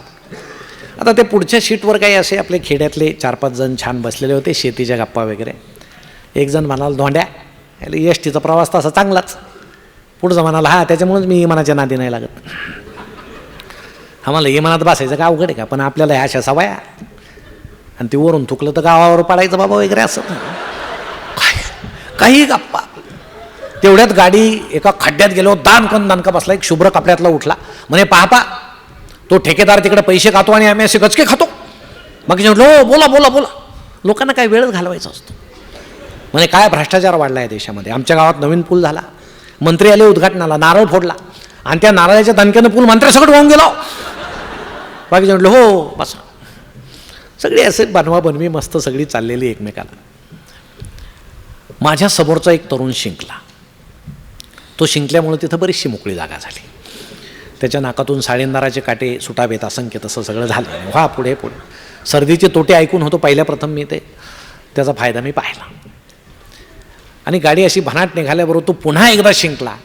कोपऱ्यातून कुठून तरी आवाज आला, वाह काय ही गर्दी आणि त्यातच ही सर्दी.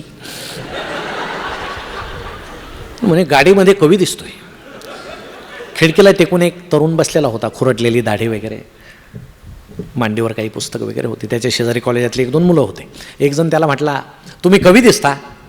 कवी दिसावा नाही असावा लागतो. आम्हाला जरा मार्गदर्शन करता का? म्हणे कशाला? नाही कविता कशा हो तिकडे बरे. ते काय राजकारण आहे उठसूट कोणी करायला? आणि काय कविता करतात नवीन पोरं म्हणे. काल परवा माझ्या एका तरुण मित्राने एक कविता आणून दाखवली. पहिली ओळ काय होती माहिती आहे? म्हणे काय, माझा पायजमा मी सूर्यावर वाळत घाली. जमिनीवरच्या दोऱ्या संपल्या का? म्हणे सूर्यापर्यंत तरफडला. काही खरं नाही तुमचं. आमचं जाऊ दे हो. तुमची एखादी कविता. मी कविता करणं बंद केलं आहे म्हणे का? माझा प्रेमभंग झाला. हे हसायला लागले. काय बोलता राव? आमच्या मराठीच्या प्राध्यापकांनी तर आम्हाला सांगितलंय प्रेमभंग झाल्यावर कवी निर्माण होतो. म्हणे त्याचे 2 प्रकार आहेत. सामान्य तरुणाचा प्रेमभंग झाला तर त्याचा कवी होतो आणि कवीचा प्रेमभंग झाला तर त्याचा सामान्य तरुण होतो. मी दुसऱ्या कॅटेगरीतला आहे. तरी तुमची एखादी कविता ऐका म्हणे. शेवटची कविता. तिनं मला धोका दिला. दुसऱ्याशी लग्न केलं. माझी प्रतिभा डिवचली गेली. मेंदूच्या चिंध्या झाल्या. मी आदल्या दिवशी 4 ओळी खरडल्या. लग्नाच्या आदल्या रात्री तिला म्हटलं थांब, माझ्या प्रतिभेनं फोडलेल्या शेवटच्या 4 किंकाळ्या ऐकून जा. तिनं कविता ऐकली, तिची बेशुद्ध पडली, लग्नाच्या दिवशीच उठली. तुम्हाला ऐकायच्यात? हे घाबरले, अरे बापरे हे वेगळंच आहे. पण ऐकवा म्हणे ती अशी समोर उभी आणि मी तिला असं म्हटलं, माझ्या बरगड्याची हाडं तुझ्या लग्नाच्या मंडपाला बांबू म्हणून वापरीन, माझ्या गुडघ्याच्या वाट्या तुझ्या मंडपाच्या प्रवेशद्वाराशी पंत्या म्हणून ठेवील, त्यात माझ्या रक्ताचं तेल आणि हृदयाची वात रडायला लागला. तेवढ्यात कंडक्टर आला, ए ते पलीकडचं तिकीट काढ. अहो ओरडता काय असे घासात आणूनी, प्रामाणिक असे मी दाखवू काय हृदय फाडूनी. म्हणे तिकीट फाडायचं सोडून हृदय काय फाडीत बसले, कुठं जायचं तुला? आम्हा प्रतिभावंतांना तर जगाच्या अंतिम टोकापर्यंत जावं असं वाटतं. मग कंडक्टर म्हटलं ते अंतिम टोकाचं तिकीट ड्रायव्हर जवळ मिळतं.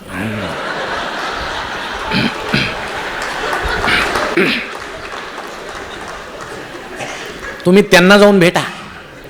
सध्या माझ्याकडे या जिल्ह्याच्या अंतिम टोकाचं तिकीट आहे. ठीक आहे त्यावरच भागून घेऊ.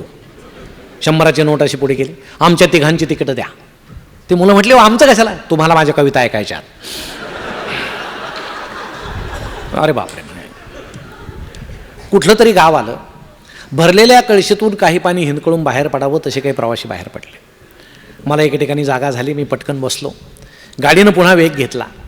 मी शेजारी पाहिलं 3 शीटाचं ते बाकडं, पलीकडे एक शेतकरी असावा, दुधाचे केनं वगैरे होते पायाशी, दूध घालून शहरात आलेला आणि मुंडासं टेकून असा झोपलेला होता. आणि आमच्या दोघांच्या मध्ये गरगरीत असा भोपळ्यासारखा माणूस बसलेला होता. गाडीनं जसा वेग घेतला तसा भोपळा असा नागासारखा डोलायला लागला. आधी पुढे, मग मागे, मग त्याच्या खांद्यावर, मग अचानक माझ्या खांद्यावर. कुजलेल्या बांबूनं भोपळा तोलून धरावा तसा मी कसा बसा त्याला तोलून धरायला लागलो. हा जर असाच आपल्या खांद्यावर पडून राहिला तर उतरल्याबरोबर आपल्याला खांदेकरी शोधावे लागतील. या भीतीनं मी खांद्याला असा जोरात झटका दिल्याबरोबर त्याची मुंडी फुटबॉलसारखी उडाली, ते गवळ्याच्या खांद्यावर जाऊन आपटलं. त्या गवळ्यानं झोपेचं सोंग घेतलेलं असावं. आपल्या खांद्यावर काहीतरी येऊन आदळले याची जाणीव होताच स्वप्नात असल्यासारखा खांद्याला जोरानं झटका देत तो ओरडला, हल्या. पुन्हा ती मुंडी माझ्या खांद्यावर. पुन्हा मी झटका दिला, पुन्हा हल्या म्हणून माझ्याकडे. म्हणजे जसं कुणी गोविंद घ्या, कुणी गोपाळ घ्या. एखाद्या लहान मुलाचं बारसं साजरं करतात तर त्याच्या मुंडीचं आम्ही बारसं साजरं केलं. कधी तू घे, मध्ये कधी मी घेतो असं. शेवटी मात्र कुकरच्या शिट्टीसारखा तो 3दा घोरला आणि उठला. घरची सवय असावी, भात शिजला वगैरे उठा. पुन्हा कुठलं तरी गाव आलं, इथं बसायलाच नको. मी पटकन उठलो, एकच जागा झाली पुढे. मी बसलो, शेजारी पाहिलं आणि मला अतिशय आनंद झाला. माझ्या शेजारी त्या चप्पल फेके आजोबाची नाद बसलेली होती.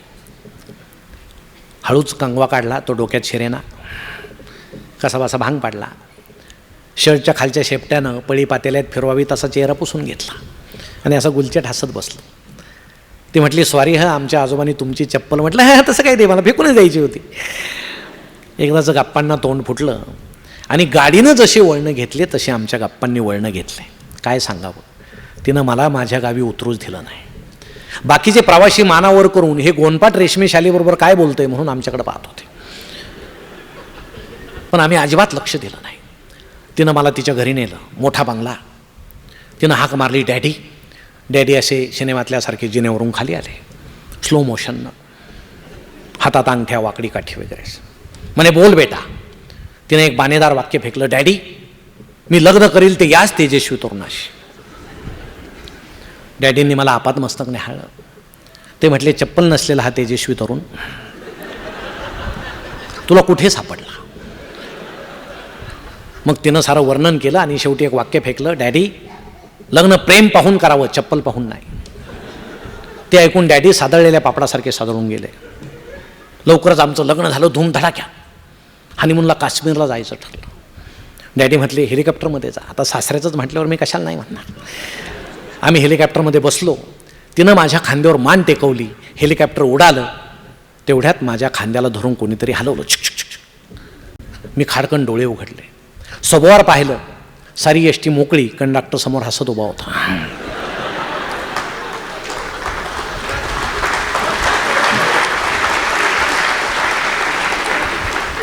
म्हणे मागापासून काय चाललंय? एकटाच बडबड काय करतो? एकटाच मनाशीच काय हसतो? तुझ्या नाकातून तर एकदा सनईसारखा आवाज आला. म्हटलं त्यावेळेस माझं लग्न सुरू होतं. तुझं गाव? म्हटलं गेलं मागं. इथं कोणी आहे का? म्हटलं आता कोण असायचं. झोप डेपोतच. कंडक्टरनं खाडकन दरवाजा लावून घेतला. त्या डेपोच्या घाणीत रात्र काढण्याचा एकच उपाय होता. जुनं स्वप्न खोटं का असेना पुन्हा ठेगळासारखं जोडून घेत पडायचं. मी पुन्हा जुनं स्वप्न कंटिन्यू केलं. हेलिकॉप्टरमध्ये जणू बसलो. मान टेकवली, डोकं मागं टेकवलं. खरं हेलिकॉप्टर नसे नाका, पण दास नावाचे असंख्य हेलिकॉप्टर कानाभोवती रुंजी घालू लागले होते. त्या नादातच माझा प्रवास संपला. धन्यवाद. आज 5व्या दिवशी डॉक्टर संजय कळमकर यांनी अतिशय चांगल्या कथा आणि त्याचबरोबर त्यांचं जे त्याच्याबरोबरचं भाष्य होतं ते अतिशय चांगलं. आपल्या सर्वांनाच त्यांनी मनमोकळा निखळ आनंद दिला. आपल्या सर्वांच्या वतीनं संजय कळमकर यांचं मनापासून आभार. आपण या ठिकाणी एवढ्या मोठ्या संख्येनं उपस्थित राहिलात, आपल्या सर्वांचे आभार. धन्यवाद.